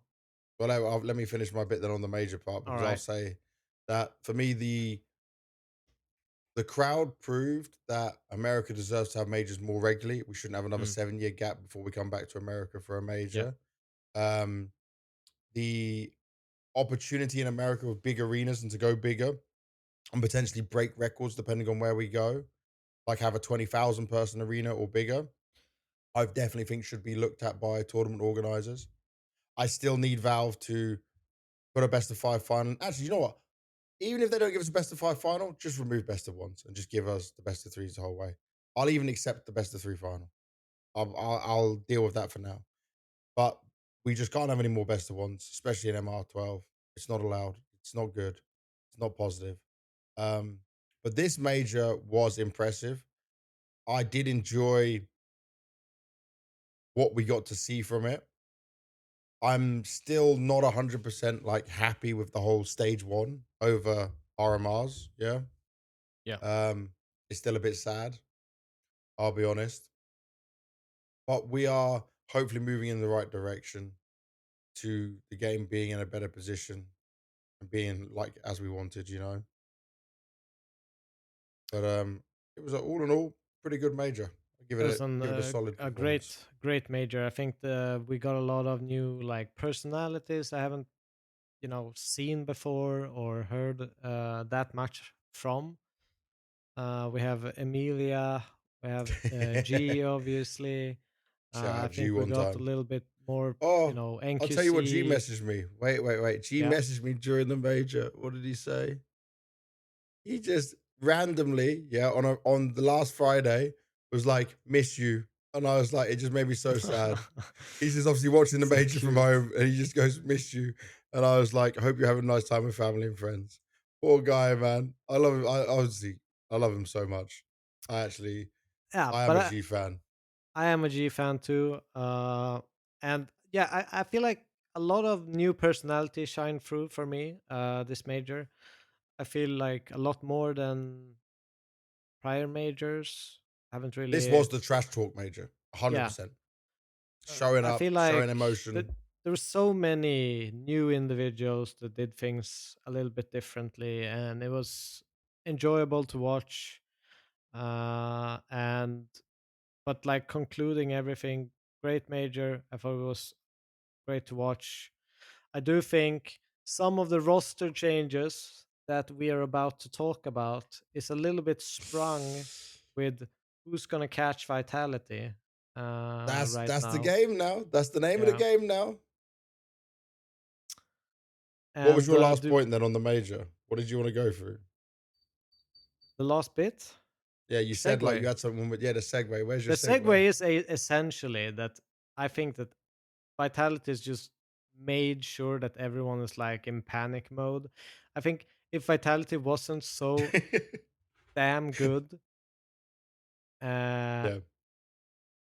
I think some of these roster changes wouldn't be as stressful for some of these teams going into the next season.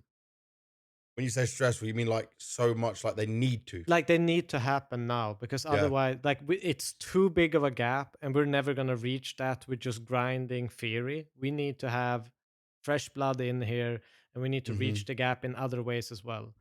Because I But think, yeah, this gets more interesting, right? Because yes, people have said, well, Vitality added more firepower, had 2 stars on their team. That's why they're doing it, right? It's not just a 1 star setup, blah, blah, blah. But Rop's coming in wasn't just star power, it was everyone on that team improved. And I'm gonna say this from someone from the outside perspective, not just game side. Apex praises how much Matt does, how much Jack does as well, the performance coach. There is a lot more, I think, behind the scenes of Vitality that also help them be in this situation. Not forcing them to go to every event, not forcing them to turn up to everything every time, having a good plan schedule, all of them being in agreement of when to have this work, have this rest. Remember, Mezzi's done this while having a newborn baby at home. yeah, that's Yeah. crazy. Like, I am a dad. I understand how mental that is. His wife was there even at Dallas, right? With the kid.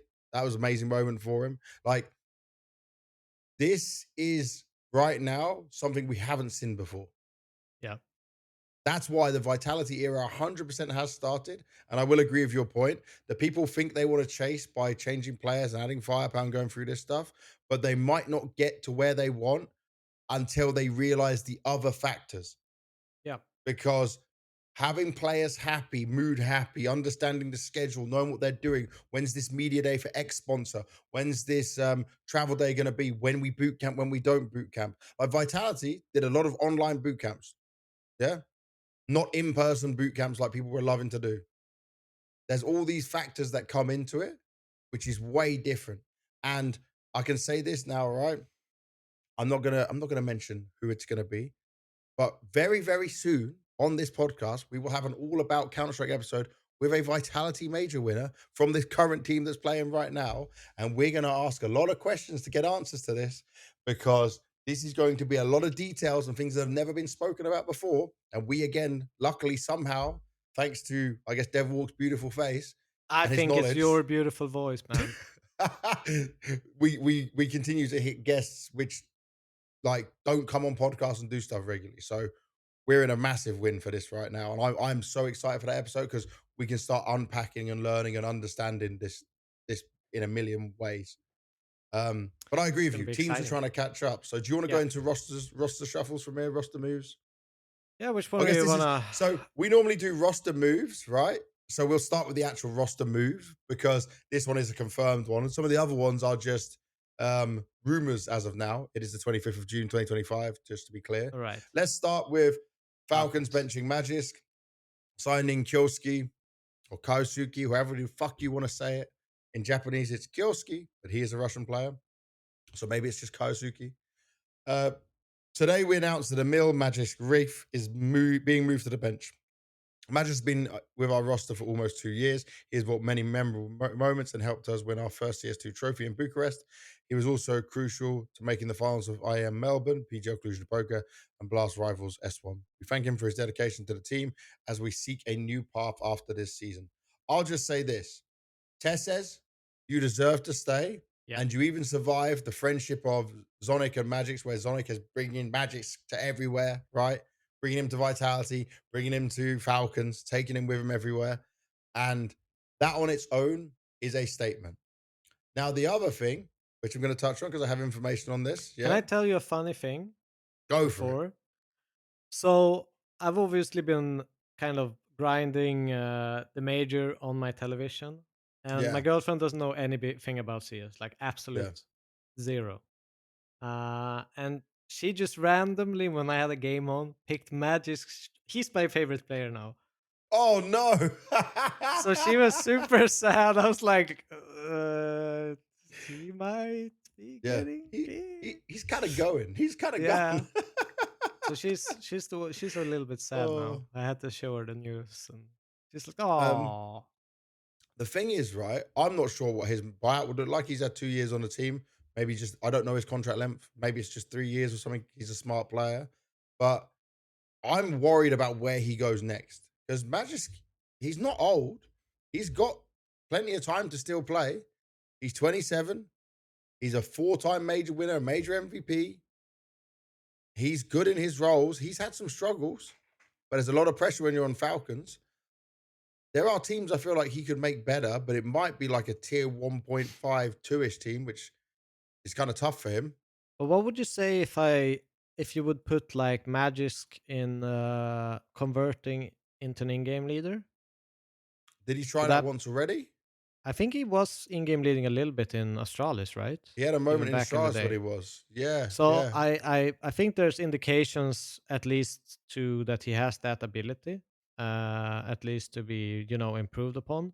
And I Mhm. actually think that would make him a lot more attractive on the market rather than staying as like an anchor or rifler or whatever you wanna kind of categorize himself as right now. I don't really know what his preferred role is at the moment. He Yeah, probably just played anchor roles a little bit more because he was forced to right now. yeah, Um, but I would say that if that is the case, to have such an experienced guy, he still has a couple of years left with him, yep, and calling and maybe you know, as you say, taking on a team, probably around. I don't know. I could see him in like a maybe a heroic-ish lineup or something like mhm, along those lines, taking the reins and kind of impeding with his experience. yeah. I could see that working. That's not a bad route for him to go. Definitely not. Change up some positions again when he comes to be an Yeah. IGL, what he can see on the map, how he'd work, what players he have around him. Not against that. I don't think he's not going to get on a tier one team. I don't think. I No, mean, and I think he that's not had going to a happen. pretty rough stint at the end now at Falcons that he Yeah, either needs to take a small break or I think I mean he's obviously going to take a small break, but when he comes back, I hope that he comes back as like an in-game leader mhm. and tries to Do you think he comes back next season? Right, because he might not get picked up in this season. yeah I imagine he would run out his contract in Falcons, however long Yeah, that is. yeah.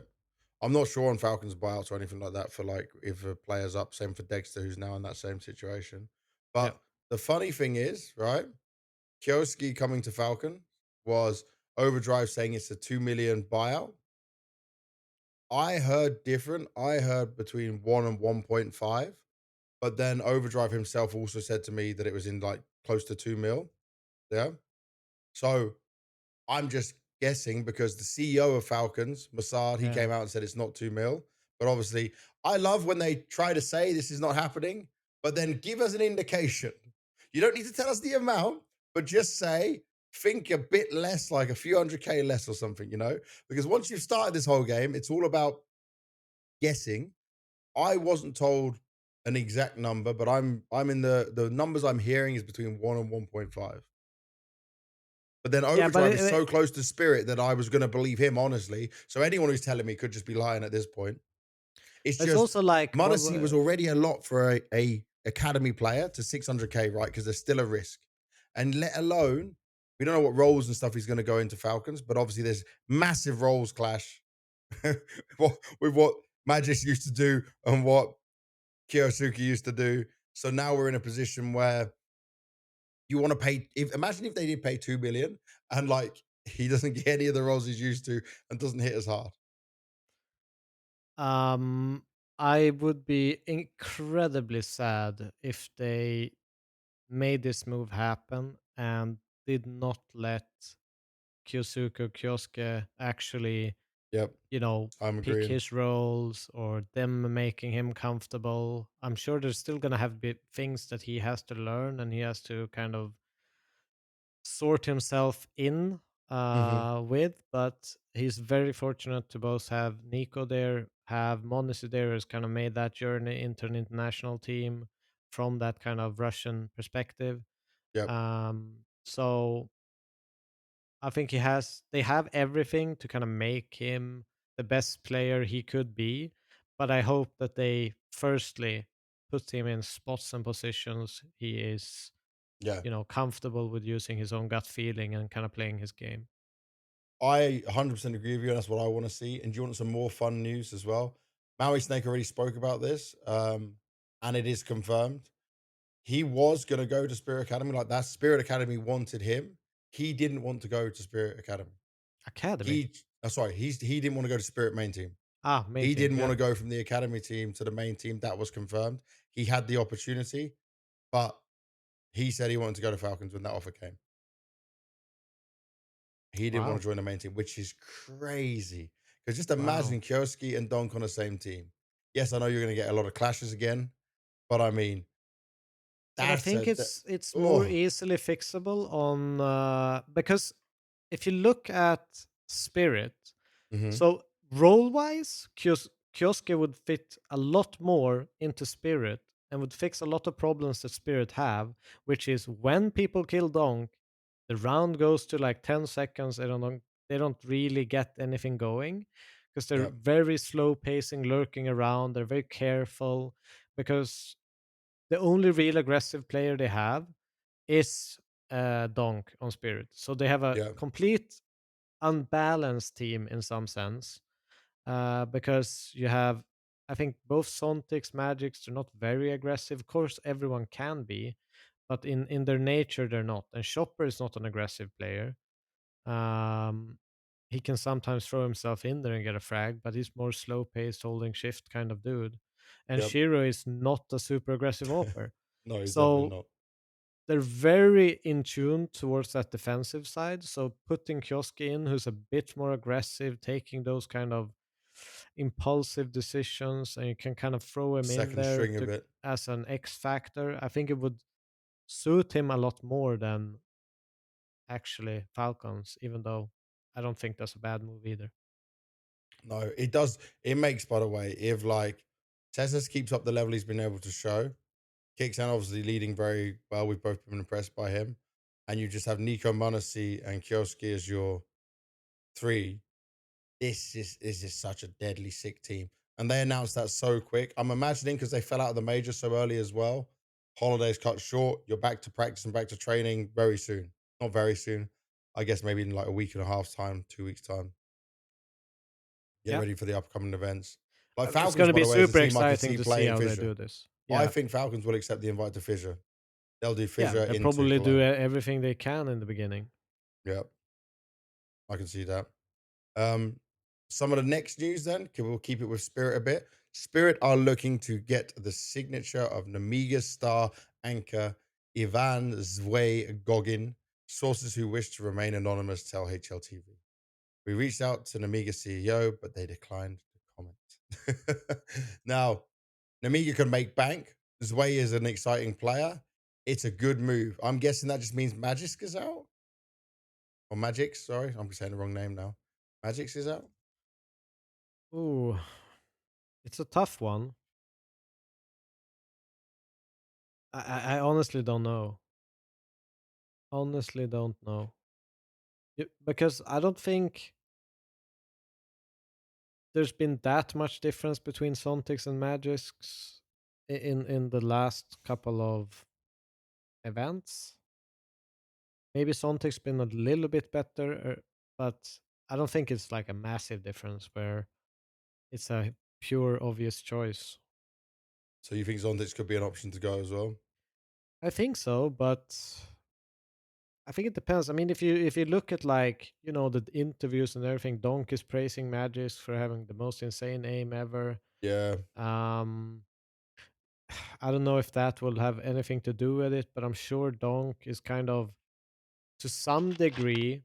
I'm not saying he's the one deciding and a change needs to happen, but I think his increase in frustrations kind of forces the hand to some degree that a Yeah. change is needed before, But because if you're an organization, you look at the best player probably in the world, mhm, or at least top two, yeah.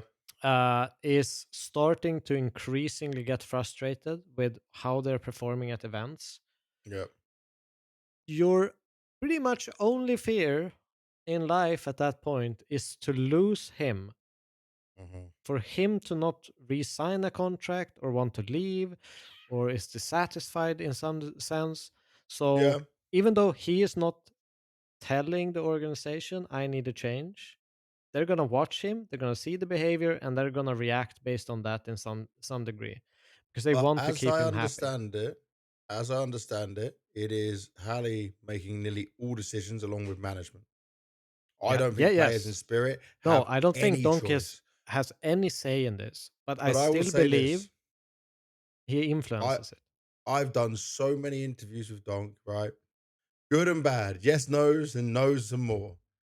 When he came off the stage for this major, I've never seen him near close to crying. So I can't tell you if he was going to cry or not. But this was what I saw was actual tears like forming in his eyes. Whether Yeah, that was from anger or frustration, I was like emotionally, oh no, even Donk, man. Like he's not supposed to have these emotions, and that's how sad he was with that loss, you know?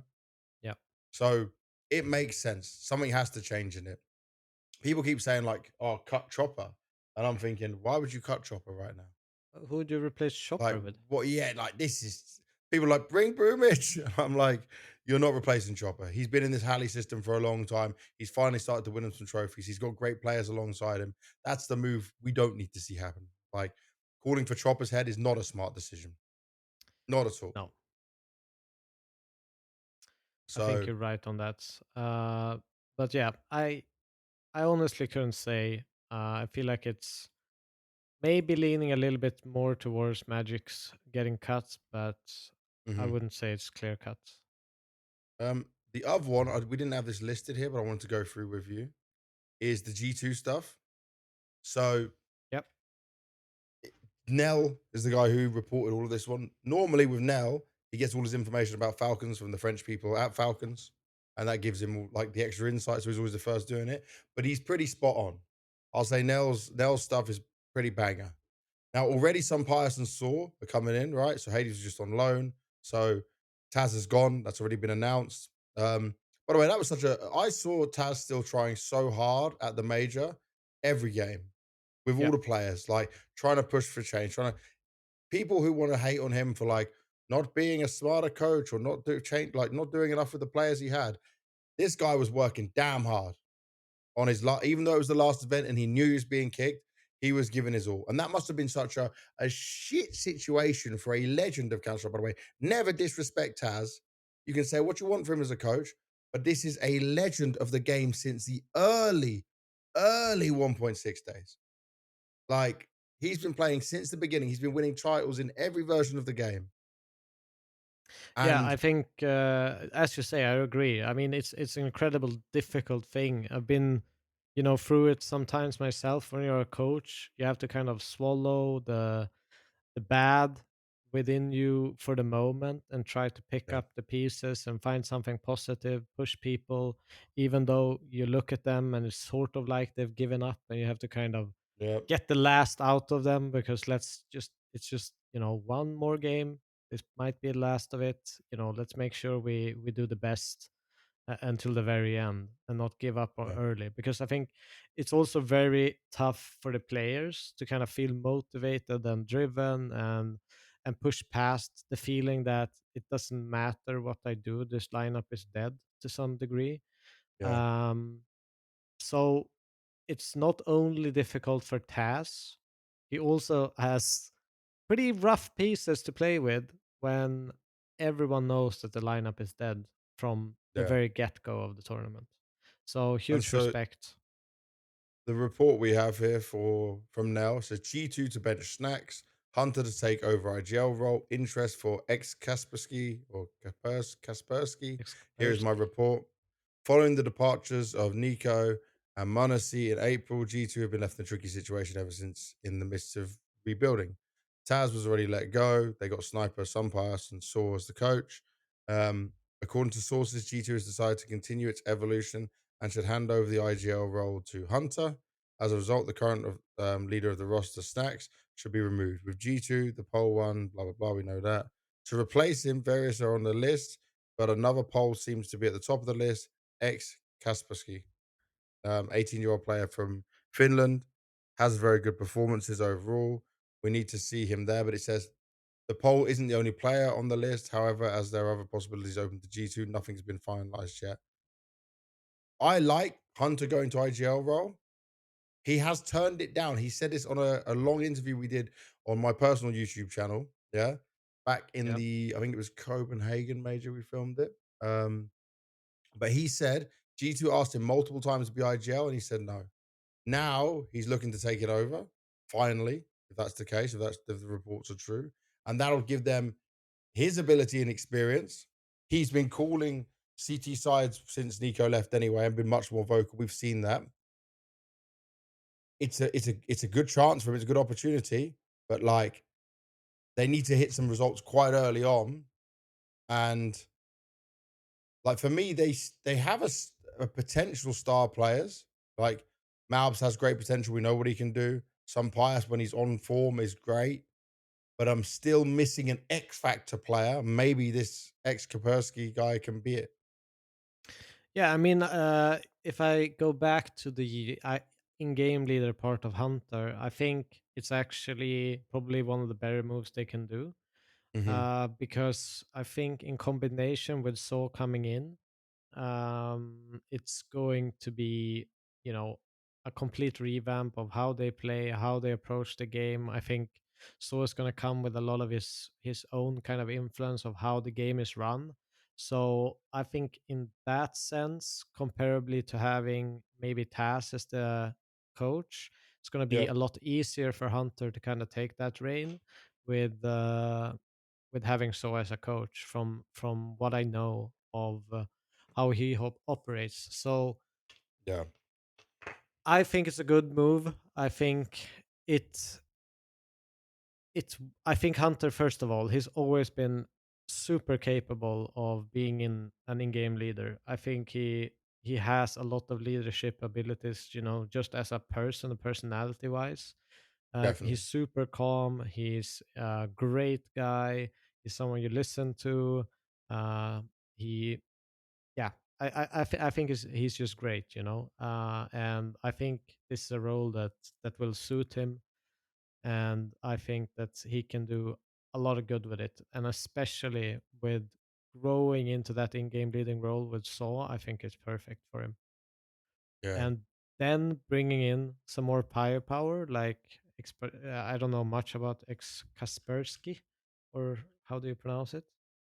Ex Ex Kaspersky. I don't know how you say it. It's something like that. ex Kaspersky used to be Kaspersky. an internet thing. Used to be an internet antivirus or something.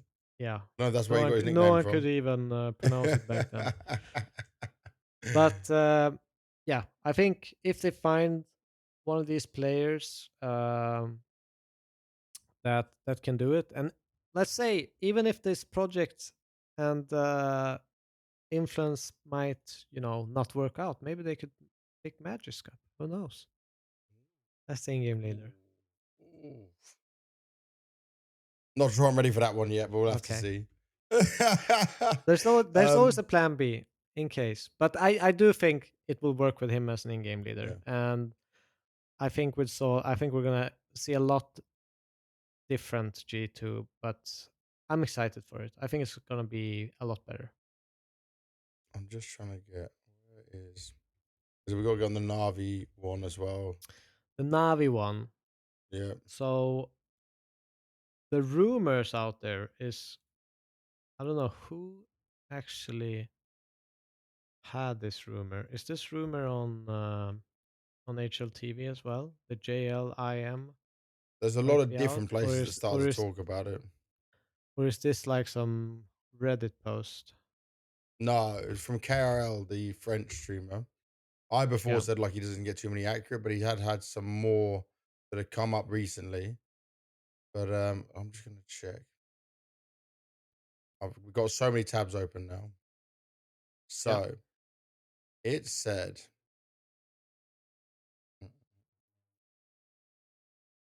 it was a whole Cloud9 move, and then the Navi C. So the Academy team, yeah. Um, oh, that was it. Oh Wasn't my. even the Navi CEO. So it's on HLTV. So Yeah. basically, Cloud9 CEO shuts down Navi Junior rumors. So supposedly, Cloud9, according to KRL, um, said in his stream that Navi Junior is going to be sold to Cloud9, but he came out, the CEO, and said this is a false rumor. The CEO himself. Yeah. He said that's not happening. So cool. They're not coming back to Counter Strike yet. They're not ready for that. And I also think Navi would never sell their whole junior roster. They've been building this stuff for ages, and they got a lot of good players that keep coming up from it. Makazi, like everyone keeps talking about, the Kosovo player, right? Yeah. Um, but then also KRL did say about Navi players, and he said Navi considering benching IM and JL Makazi as a possible option. I'll just say this from what I know, and this is not from inside Navi because I like these players. I'm friends with these players. I wasn't going to touch on any roster moves with them. Um, it's a horrible thing that they all need to go through, right? It's what Blade's going to look at. Alexi himself said in the interview he doesn't even know if he's safe when we did the exit one. So I asked him, would you like to stay? And he was like, yeah, he wants to stay. I don't think you're getting rid of Alexi. Blade would not get rid of Alexi when they've been working well together all this time and look at the success they have. Bit is safe no matter if he has bad performance. I think Bit would have to, I don't know, he'd have to purposely throw games before he gets kicked. Like it's not happening. He is the standout player for the team, even But when you he know hasn't a been bit, shining as right? much. Yes. So how would you say? Okay, you might not know this, but I'll ask you anyway. Hmm. Um, so would you say that Bit is the type of player that would need like a good environment when he plays to play good? Or would you say it doesn't really affect him that much? I don't think it affects him because he spent his beginning part of his main career on full Navi and like it must have been horrible for him, bro. Like he survived main Navi, the breakup of main Navi, into rebuilding Navi into an English speaking team and changing language. So I think for him, it's Okay. about just playing the game. I just feel like from what we've heard from all the players, yeah, and what we've seen on the screens, is that the current Navi doesn't have that same enjoyment playing anymore. And something has to change now to almost humble them. We've spoke about this, right? About them getting humbled with all these losses to find their way again. But it seems like they're not on the same page anymore. But okay, but just to back a little bit as well. Hmm. So it's way easier. It doesn't matter how toxic an environment is. If Yep. all the superstar players that you watched when you were younger are playing in that team, you can accept that, okay? Yeah. But when new players come in and you get the same environment, you will not accept it because you are True. now the star of that old team and new Yeah. players are coming in. You will have a completely different kind of foundation of how you want things to be. Yeah, but So, he's used to the Blade system, so he knows that they like for me, how many times I've said about Navi is when they're following the system and the individuals are all sticking to the plan, yeah, it works. When someone deviates, right, or makes a mistake or a misstep, then the system falls. It may be very easy to read Blade and read the calls and read the system, but it's still about dealing with the system. And how many times does Blade say in interviews, okay, we stopped following the system at this point. We got ahead of ourselves. We didn't do this, you know? yeah. It's hard without us knowing exactly every detail of the system. But like Apex says, nothing changed in Navi since he faced them nearly a year ago to where he played them today. They might think Yeah. they've changed some things, but he still understands what he's supposed to do and what he needs to do.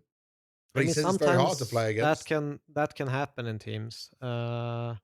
Not gonna say who or what, but I've had players where for over You're teasing four us. or 5 months Hmm. they still didn't know the insta smokes for Mirage window, Yeah, that's not and acceptable. it's just That's not like fine. you always have to go back and waste time Yeah, to kind of fix that, and that can kind of but make your progress much slower if you're constantly fixing problems that you thought are mhm. solved.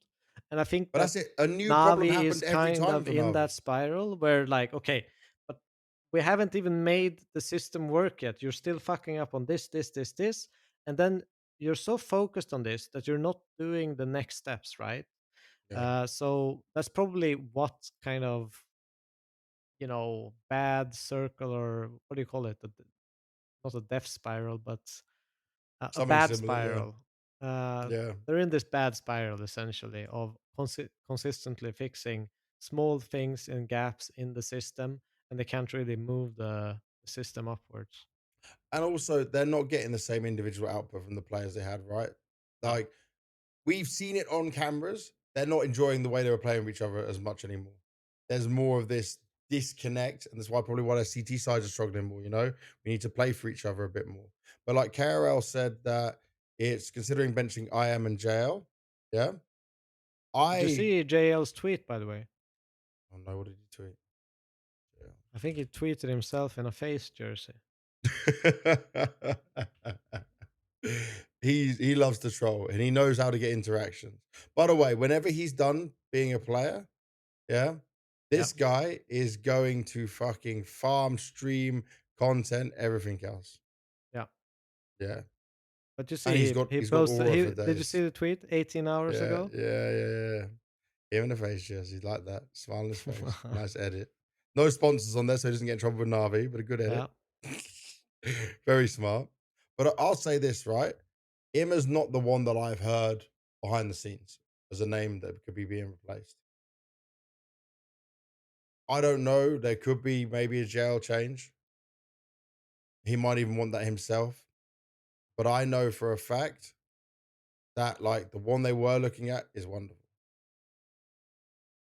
but who would they? Okay, let's say it is him. Remember, they can still This is bring Simple rumors. back. They can still bring Simple back. They could, yeah, There is still they they could. no one can buy Simple right now. If FaZe wanted to, I'm not sure how much that would be, but it's gonna be very expensive. Wonderful for me is the one who is most he's like the most likely change. But remember, they can only change two players to keep this VRS points they have. Yeah, So that's like true. wonderful goes. So let's just say that first one.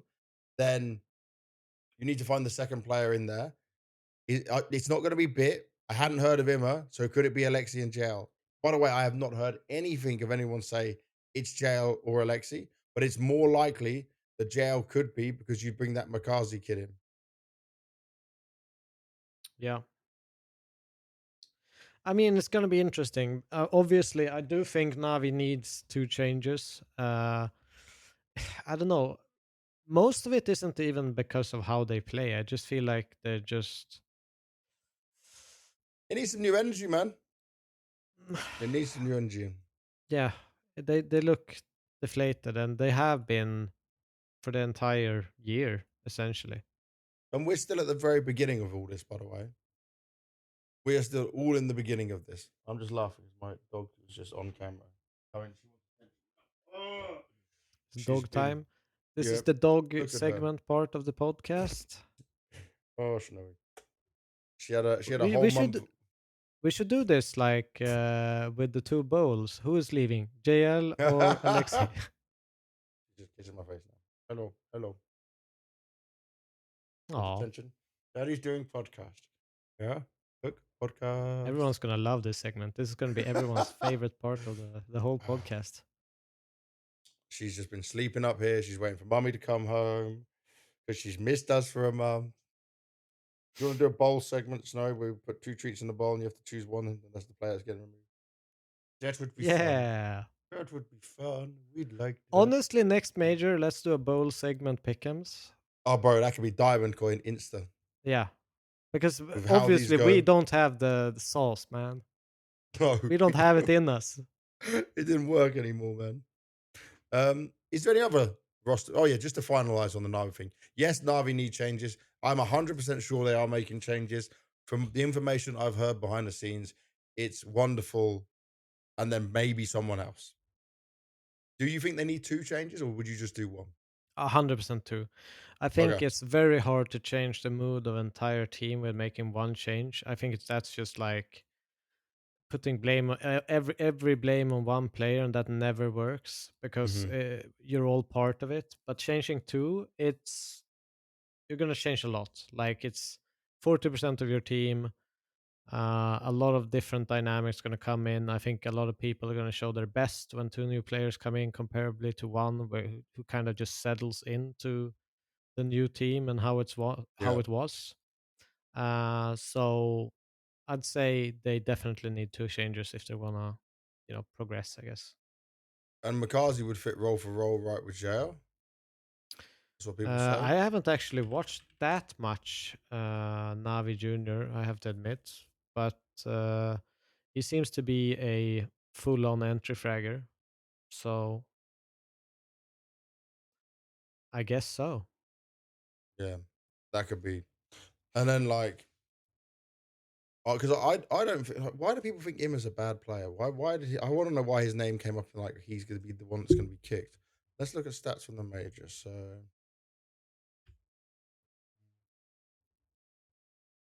Austin major. I mean, I think in like very systematic ways of playing with structure, the ones that's going to make the most mistakes and deviate from the structure is probably going to be an entry fragger who plays a Yeah, lot on the gut feeling, and doing it at the wrong time, and costs you a lot. getting a bad flow of it. It makes sense that it could be JL, but at the same time, this it's impossible to Yeah. know if you don't talk to people inside. All right, so we just got done filming episode 18. We clicked end episode. Oh, everything's great. That was fun. Then you go and look at HLTV and you see Twitter as well. And you see Flamus has been removed from Virtus Pro. Yep. Then we then take a bit more time and all of a sudden, Perfecto joins. Now, this changes a lot of things for people to realize, just to understand the mathematics of this all. We're now putting this part of the episode in backwards of another part of an episode. And then at some point, when we finish this conversation about Virtus Pro, Flammers, and Perfecto, it'll go to dupreeh. And it might seem like a weird segue because we are just filming this at another time to make sure we covered it. If anyone else Yeah. wants to come after this, it doesn't matter. Right now, it is the 26th of June, 2025, and it is 20 minutes past midnight for me in Ukraine, which means it's 11:19 for you, Mr. Devilwalk, and you're actually still in the 25th. So we're back on different days then Yeah. now. And I'm in a face it game, probably gonna get kicked soon, but we have to do what we have to do, right? So Exactly. We can't miss this. So let's talk about this first of all. Flammers certainly wasn't a bad player for this team. Yeah. yeah. No one's blaming him for not being good or something like that. I've said this on this podcast many times. He was used really well to his style in Gamer Legion. On Yeah. VP, it didn't seem like he was getting used that way. This is a No, not at shock move all. for me because he's a young player with talent. And I feel like he was set up to fail and he did everything he possibly could. And I don't agree with this move. And then the other thing we have to add is before we get to the Perfecto conversation, Overdrive did also tweet just a few hours ago, or sorry, 17 hours ago. Flit and Fame can move to Paravision. Can, that's not anything, that's just a rumor. Organizations are in talks. Flit doesn't want to play for VP. Now, they can remove Flammus and Flit and keep their three for the VRS points, but they can't remove Fame, Electronic, or Icy that way. This is kind of crazy, but do you now change your viewpoint on this Flammus move? The fact that they get Perfecto and he goes for free. They didn't have to pay anything for him. He was a free agent. Yeah, I mean, I don't know exactly what shape Perfecto actually is in. Last Yeah. time I saw him, he didn't look like his old self, so to speak. So I don't know if it's really an upgrade. I'm sure it's an upgrade in terms of experience, knowing Mm. how electronic calls. They have a better understanding with each other. But in Yeah. terms of firepower and potential, I don't really know at what level Perfecto is. Obviously, he has a great experience or a great, career in Navi and everything behind him. So I'm Yeah. sure he'll be able to get up there. But how fast is that going to be? Um, I can't tell, but this feels like more of a move that, you know, tried to make Electronic happy, tried to have a little bit of more of a wingman with him, to make sure that, people follow the calls, that, Yeah. the structure works around him, and he has another person that understands his vision of the game. Well, and this is it, right? There's all good having this relationship. Even on Cloud Nine, there was still moments where I looked to Perfecto and said, yeah, he's still got it. But now, if I look at his last event, he was on Cloud Nine, was Esports World Cup Close Qualifier 2024. So he's had over a year off from like actual good competition. Yep. That's a bit of a problem. I Am Yeah, it's a Chengdu was long the last time. real event he was at, and that took place in April 2024. So it's over a year of not playing on a pro team, not playing at a high level. I'm sure he's still active. He's obviously still smart. He's still playing, but he's not playing on this level of competition. It's a No, but bit of a risk. it is a risk, and also like he's probably going to have to grind a lot during the summer break, and I'm sure he Yeah. is.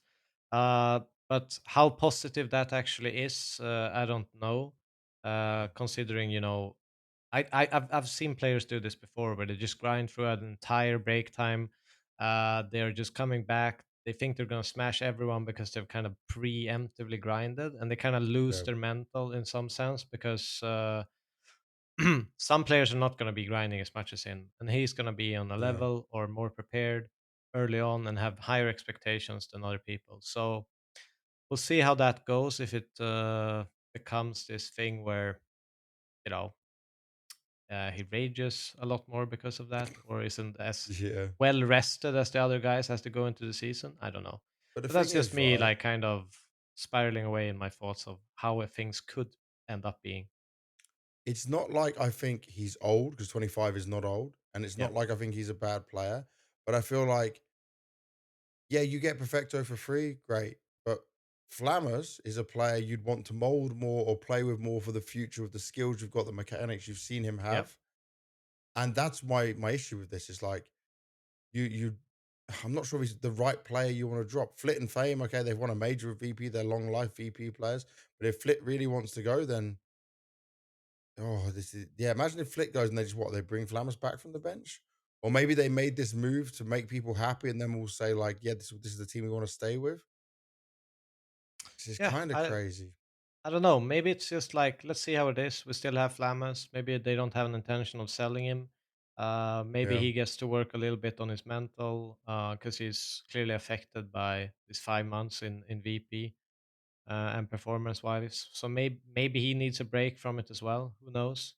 So it could be, a thing where it works out in both ends, and maybe they also, in case something happens, you know, they can still put Flammes in and keep the VRS points. In yeah. case of Flit and Fame. You don't have to start questioning things on poor Flammers, right? How he'd feel, but obviously we don't know what's going to happen. Maybe nothing bad will happen for the rest of the team. I want to also say on Perfecto, he just had a kid, his first kid, I believe, so he's probably extra mega motivated. That can be a positive thing. There are some positives, but it really relies on what active version of Perfecto we get.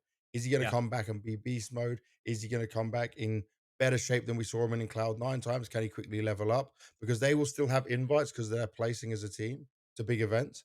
So he'll need to shine very early on. And the only positive factor I can see straight off the bat is just the fact that him and Perfecto played together. The rest is still we got to wait It's and a bit see. iffy. I don't know if it's a Yeah. positive or negative yet. We'll see how it is. But yeah, feels like Well, Electronic Perfecto.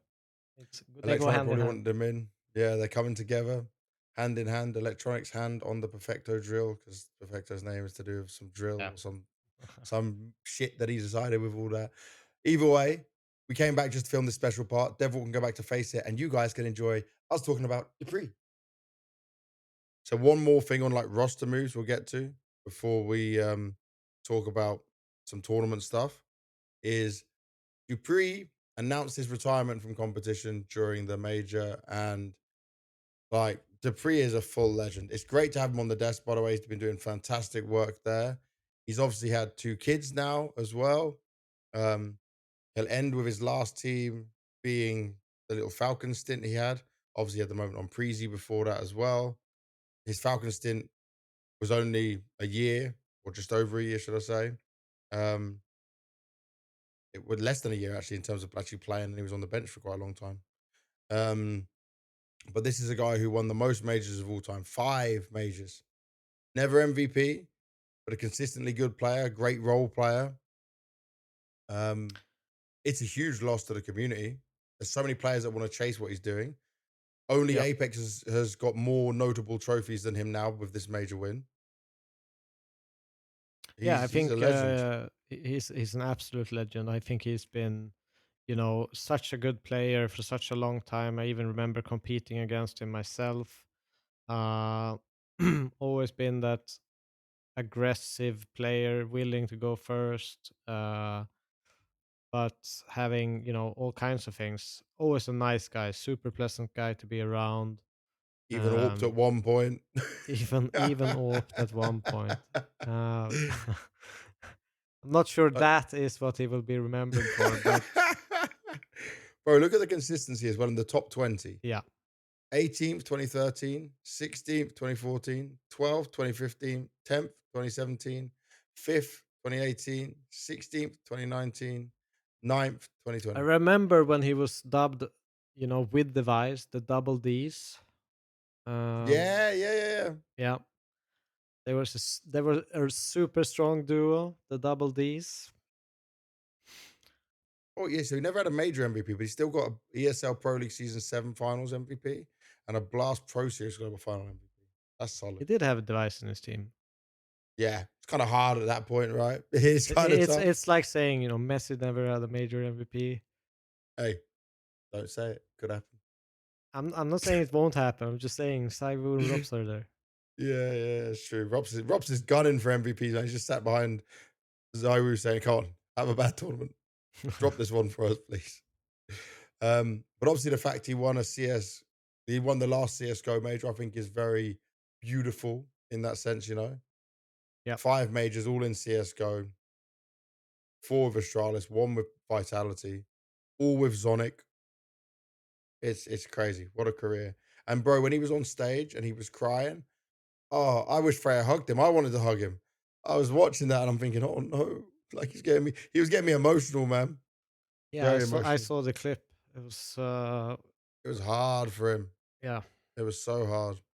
And also, you're doing it in front of all them people. But he was getting lovely cheers from the crowd and support as well. Oh man. beautiful moment.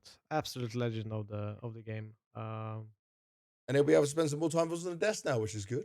So we're Yeah, still keeping you around. I remember. Actually, I met him. I can't remember which ESL Pro League. It was EMS, I think. Hmm. One of them, and we started talking to each other, and spoke Danish and I spoke Swedish. We're Hmm. talking to each other for like, let's say, 4 minutes together. And every Yeah. time one of us would say a sentence, someone would say like, what did you say? Like repeat it. Because we couldn't quite understand each other. And then he just said, fuck it, why are we doing this to ourselves? Let's just speak English. Yeah, that makes more sense. Definitely for you guys. Oh man. Lovely memory of dupreeh. But I wish him the best of luck going forward and in the future. The next thing to look at, which is away from roster news now, we're going into a bit of tournament news. The first part of Blast Open tournaments are now moved to online. This has some implications, and I'm still not sure how we got here or why we got here. Blast Bounty already last year, which was awesome, right? We enjoyed the format. We liked what we saw there. But that was already online, and then the 8 teams who make it in this crazy single elimination best of threes go to the finals. Yep. And then that's in the studio. And that studio now is Malta. They got a new deal with like Gaming Malta. So we already left Malta with ESL. Now we've come back with Blast in a different way. But the thing that's crazy is last time Open Lisbon was in the studio in Denmark, and then we all went, including the players, on flights from Denmark to Portugal. This one would be from Denmark to London. They've changed open and the tournaments will be held online. Now, this has massive VRS implications because these are not LAN matches. That makes it more of a risk. Now, there are obviously deals where teams have said we will go to your events and you get what is it? I'm just gonna make sure I read it correctly. Um yeah, the Blast of frequent flyer program, yeah. Yep. But this isn't positive for teams who might say, They okay, have look, to if we grind lose, online events. yeah, online open is wild. I'm wondering if there's a possibility they can change it, but that's not a good sign because do you want to risk it going to this blast open online, which is still going to be tough? Like, let me see how many teams are there for the online But I portion. wonder if, I think you it's know, like the 16. tournament, is it phrased the way like, because an online cup to me is different compared to an event. Does that make sense? Yeah, so this would be right. Um, online, looking at it, there is 16 teams and eight, no, six go to the land finals, not eight. I hate that. So only six teams go to London. So 10 It's teams because wouldn't they're make it doing there. their. I don't like there's two semifinalists and two quarterfinals set Mhm. up. I think it's so bad. I don't like Was, that at Lis- all. was Lisbon the same? I think all blasts. Yeah, Lisbon was the same. And then, by the way, this would mean that if there are not these other contracts behind, where teams are signing up to go to Blast, go to ESL events, it's good for a team in some cases to go to the Fissure LAN for 1.5 million prize pool, the PGL LAN for 1.25 million prize pool because it's all on LAN.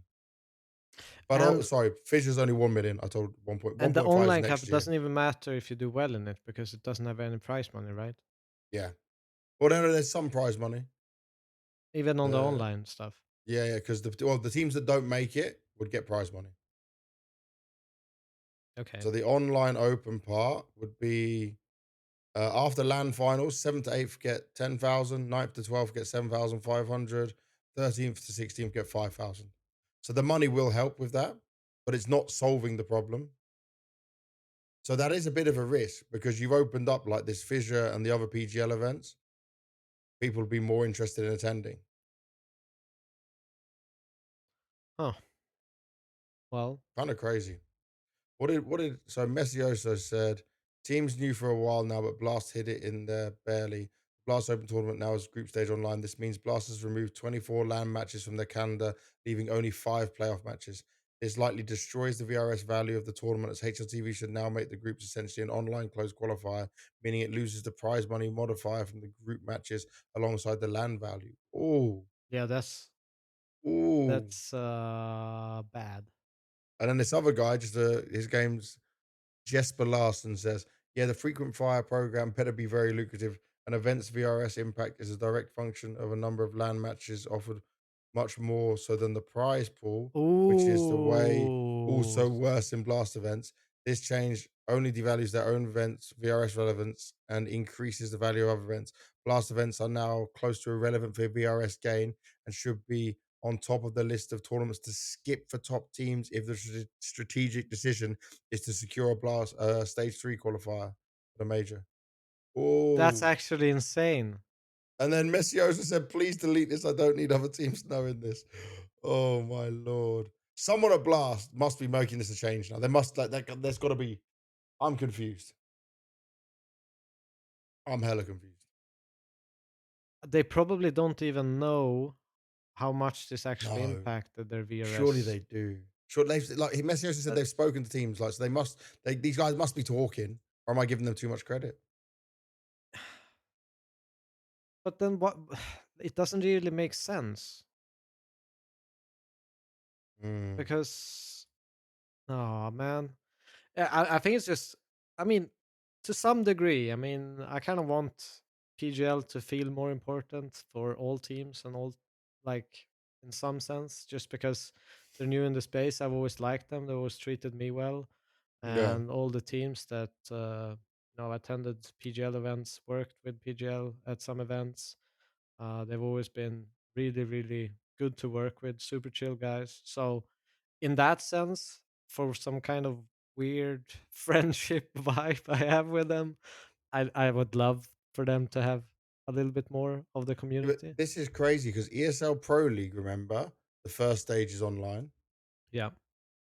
So that's gone to online. And then is it stage two? Wait, I think it might. Is it just playoffs that are offline now? Uh, It uh, might be just uh, playoffs. might be, yeah, because they're not in Malta anymore. Or is it No, they're completely not online? more. It's not completely online. Which season are we on? This will be season 22. 22. Because they're doing it in stage one. Stockholm.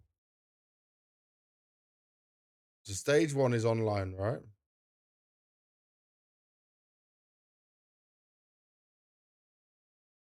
It says location Sweden. Because they're But bringing this back like surely this a must be LAN online. final. Yeah. I think they're bringing back a LAN final and then it's online for the rest of it. I saw that. ESL Pro League It seems to be season. group Swiss and playoff. I have to check this up. I don't actually know. But it says here, if I look on the HLTV page for Mm-hmm. ESL Pro League Season 22, October 3rd to October 12th, 2025, they're kind of copying the major system. They have a group Swiss and then the playoff with quarterfinals, semifinals, and grand finals. And it seems to be a 16-team event with 8 teams invited through the VRS Global. Yep. And right now invited are Vitality, Mouse, Spirit, Mongols, Falcons, Aurora, FaZe, and Navi. And then there's 8 spots for that comes from stage one. Mm-hmm. And stage one right now has Lin Vision, Bait, Energy, Fluxo, and Rooster. So It might be not. this can't even be online. No, How it might be the next season then. It might be the season after that. okay, yeah. Because I saw something about it. So if But we there's a go stage 23 two. stage one. Yeah, look, stage. Okay, so I'm Oh, wrong. You're correct. yeah. ESL Pro League season 22, Stockholm, Sweden.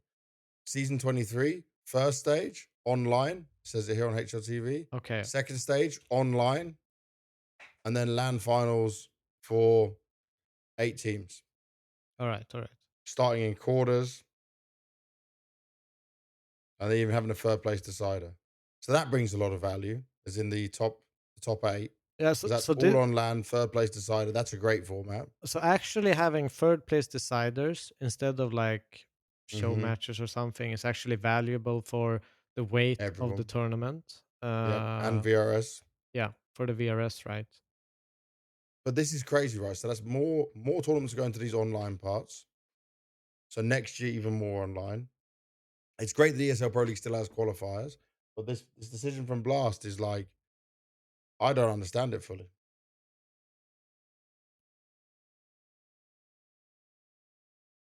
Especially if this is so like everyone's clear that this is not a good option.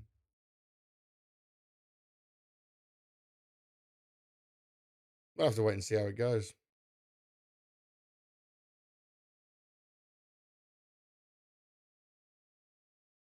Yeah, it's an interesting one. But yeah, I hope this is just a let's say trend that is short-lived, that more and more is moved to online.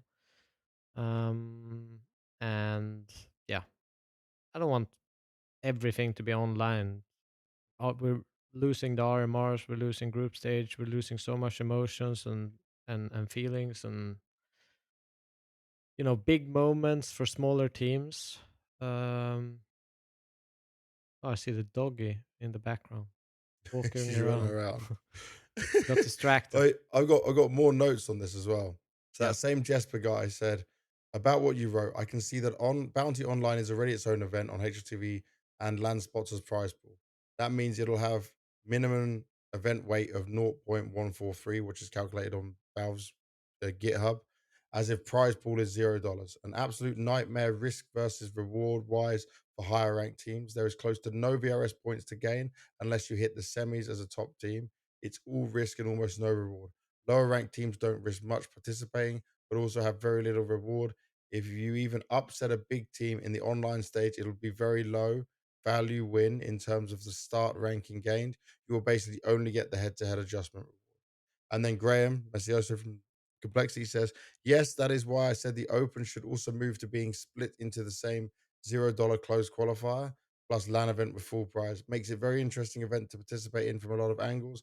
No travel potentially, so less challenging on schedule, risk versus reward, etc. Dude, it's so much in there. So much. Yeah, there is. We'll see how that goes, but it then looks like PGL might be the most lucrative tournament to actually attend to get VRS stuff. Other than obviously like your clones, your Katowices Yeah, and the yeah, yeah, majors itself, right? Oh, rivals will still be good though. Yeah, Blast Rivals, which goes to Hong Kong, yeah. which is a cool location. So Blast Rivals would still be where's Blast Rivals location? So Hong Wow. Kong would be 8 teams all at LAN. Okay. Yeah, all at LAN. $350,000 prize money. Doesn't say exactly how the prize money is split yet. But they also have, so this is crazy. Their one's slightly different. They same as what they did with the previous rivals. 4 invited from VRS, and then 4 wildcard invites. One EU, one NA, one SA, one Asia. Is that like, you know how this like locked region stuff has affected some teams? Like, Oh yeah, yeah, yeah, yeah. so this is included with that, right? They can't Yeah, just get they'd wild have to card be from invites. yeah, no. Yeah, The wildcard invite would have to be a European team, yeah. then an NA team, then a South American team. And obviously, depending on the team it picks, that could be really beneficial for a team's VRS points going up against these guys if they can get a win on land. So wild card can't get that invite, right? Wildcard can't get NA right now, no. Yeah, Complexity could. Team Liquid can't. Team Liquid could only get a European one. yeah. Yeah. All right. From there, that's everything. Just That's our Q and everything. A. Just Let's our go. Q and A, and it's just for us. It's just for us. All right. Our Scorga, Scourger, the as MVP. always, MVP of questions. He never misses. He says, which team or teams that weren't at the Austin Major do you believe will qualify for the Budapest Major? Um, Ooh. Fnatic might have a chance. NIP might have a chance as well. Should we? Yeah.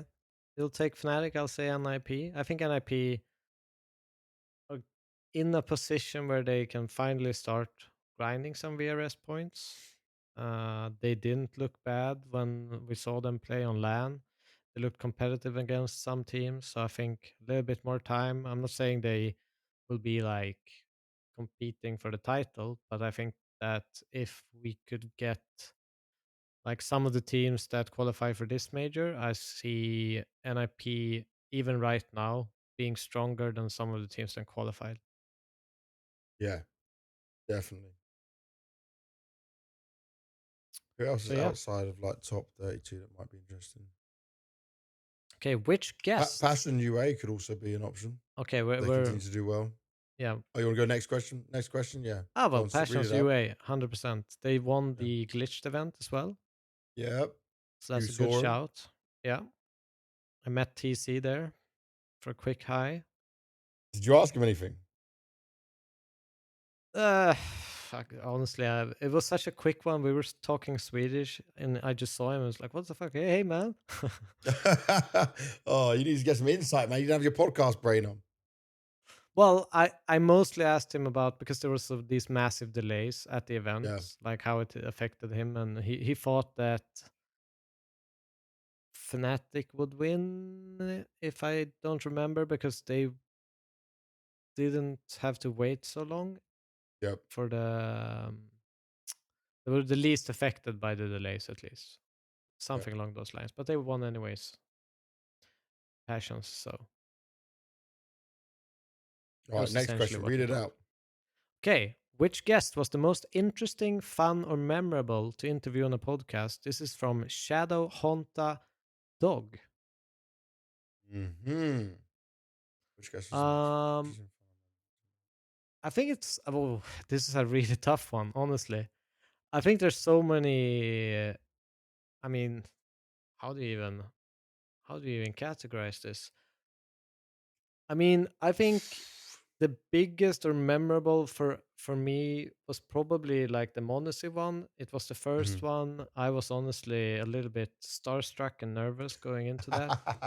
I remember Um, you saying that. yeah, so I think that one, and also like it was huge for obviously the podcast because we've been grinding a couple of episodes and kind of having that huge hit with a lot of people having their eyes on it, listening to it, Yeah, that quoting got us, crazy. and kind of spreading the podcast throughout was super important. Yep.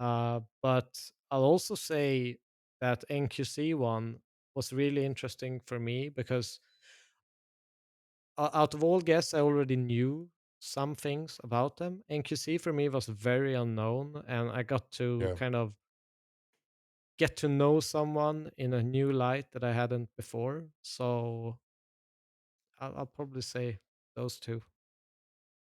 For me, I'll just try and give one. Probably Hooksy. Because I knew most of the Munacy stuff, right? I had that close Yeah, relationship with him anyway. So it was great to do. I love speaking to Munacy all the time, but it wasn't like new information for me, you know? yeah, Only some of it. But Hooksy was eye-opening. He was yapping so much. It was just enjoyable to film. Like I kept being surprised with what he was saying and his thoughts. He's very honest and open. yeah. Yeah, Hooksy, Giga Chad wins massively on that. Oh, Zappel then says, "What was your favorite episode to record?" A slightly different question. You know, my favorite episode to record was the very first one because we didn't have a fucking clue what we were doing. we were just we were just trying.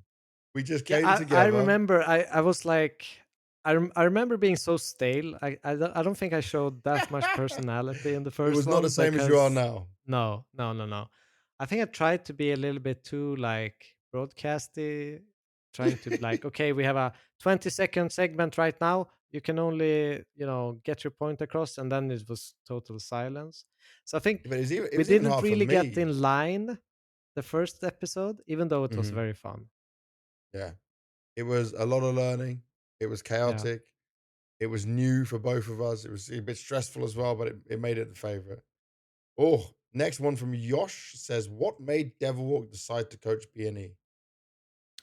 So for me, Me. well, Banks raised the question, I put posed it the idea together. to me, and I think there was a lot of interesting bits. I think, especially if we look back in CS:GO, they were super aggressive. I liked playing like spread out, aggressive Counter Strike. That's what I've, you know, been brought up in the Fnatic days of old. Yep. So also that in combination with I liked the guys, I liked watching them play. Um, I felt like it was a fun thing for me to do, something new, something that would give me a fresh perspective, working with, people who speak a different language. And I still to this day, I think it was amazing to be part of that team. I love the guys. I think they are all amazing in their different ways. And I wish them all the absolute best, even though they were a pain in the ass to work with sometimes. I love them, and I think that they all have the potential to get back there. They just need to, get back on that grind set, Yep. and do what they did in CS:GO, and kind of lower their expectations of where they are right now, and they'll be back for sure. I know. Next question. We're going to say this. We're going for you again. It says, "What do you consider your proudest moment and biggest regret from your time as a coach?" Oh. That's hard. Okay, biggest regret as a coach. This is just with a mixed team. Oh, Or I remember we were playing in Chaos. I was coaching. It was like Pleasant, Freddy Frog, Relaxa, and two other guys. And I remember being one two other minute guys. too late to checking in to the major qualifier. No, Yep. no. That Never is, walk. yeah, that's my biggest regret. I even like I Oh, was on the page, had oh, everything ready, and I missed it by 1 minute. On my clock, it was bruh. at, because you have to check in 30 minutes before. Yeah. So I think it was like 18:30 or something. Um, and we were doing a scrim before, um, whilst just to like when the Oh, actual tournament starts, I we feel just jump pain into a for you. game. And at 20:30, I go out, I press check in, and I think I was 25 seconds too late to press the button or something like that. But why did you And not check I've in never, earlier? I'm well, sorry, I'm it making was this only worse for you. open. It was only open for a short amount of time. I can't remember if it was Okay. 15 minutes or 30 minutes that you could check in, something along those lines. Uh, and I remember messaging, ECA admin literally a minute after saying like, please, can you guys help me? I messed up, blah blah blah. Yeah. They unfortunately didn't help me out. Uh, Wow. You'd already and won a major as a coach by this point as well, right? yeah, Disrespectful and ESCA. it was, oh, I still to this day feel so bad. Dude, I feel bad. I never heard this story before. I feel bad. This is awful. It's terrible. Oh, I bet you never made that mistake again. Never. Jesus. It's Um, oh, let's go. Let's flip that because we got into sadness. What's the proudest one? I think proudest moment is 100% the first major. We But you made were a a player then. You were not a yeah. coach then. I was a, Just says it's your time as a I was coach. coach. I got you. Oh damn. I got you. Well, honestly, my proudest moment is like making the changes to at that time make Fnatic the best team in the world. Mhm. Having, the balls to kick myself, putting Crimson Olaf in my spot, along with Schneider leaving. I thought it was an incredibly tough decision to make, and I knew that it would gain a result, and it was at a time where JW wanted to leave for NIP back in Ooh. those days. I convinced Ooh. him to stay. Uh, You said I'll bench myself. Just please no, stay. I said I will. I said essentially that in 3 months I'll fix you the best team in the world. Well, you did That's it. yeah. Well done. Genius moves. But That's by the way, my look, you had these great questions. Guess what question I get next? From Rico Veen, who says, smash or pass. smash or pass Hooksy? Well, Hooksy back in G2 days, pass. Hooksy right now, he looking good, has been gym, definitely smash. That's a great question. Don't encourage these people. That's a great question. That's not what we need. That's a great question. I still answered it, but Jesus. Oh man. But with that, episode 18 is done. We wrapped it.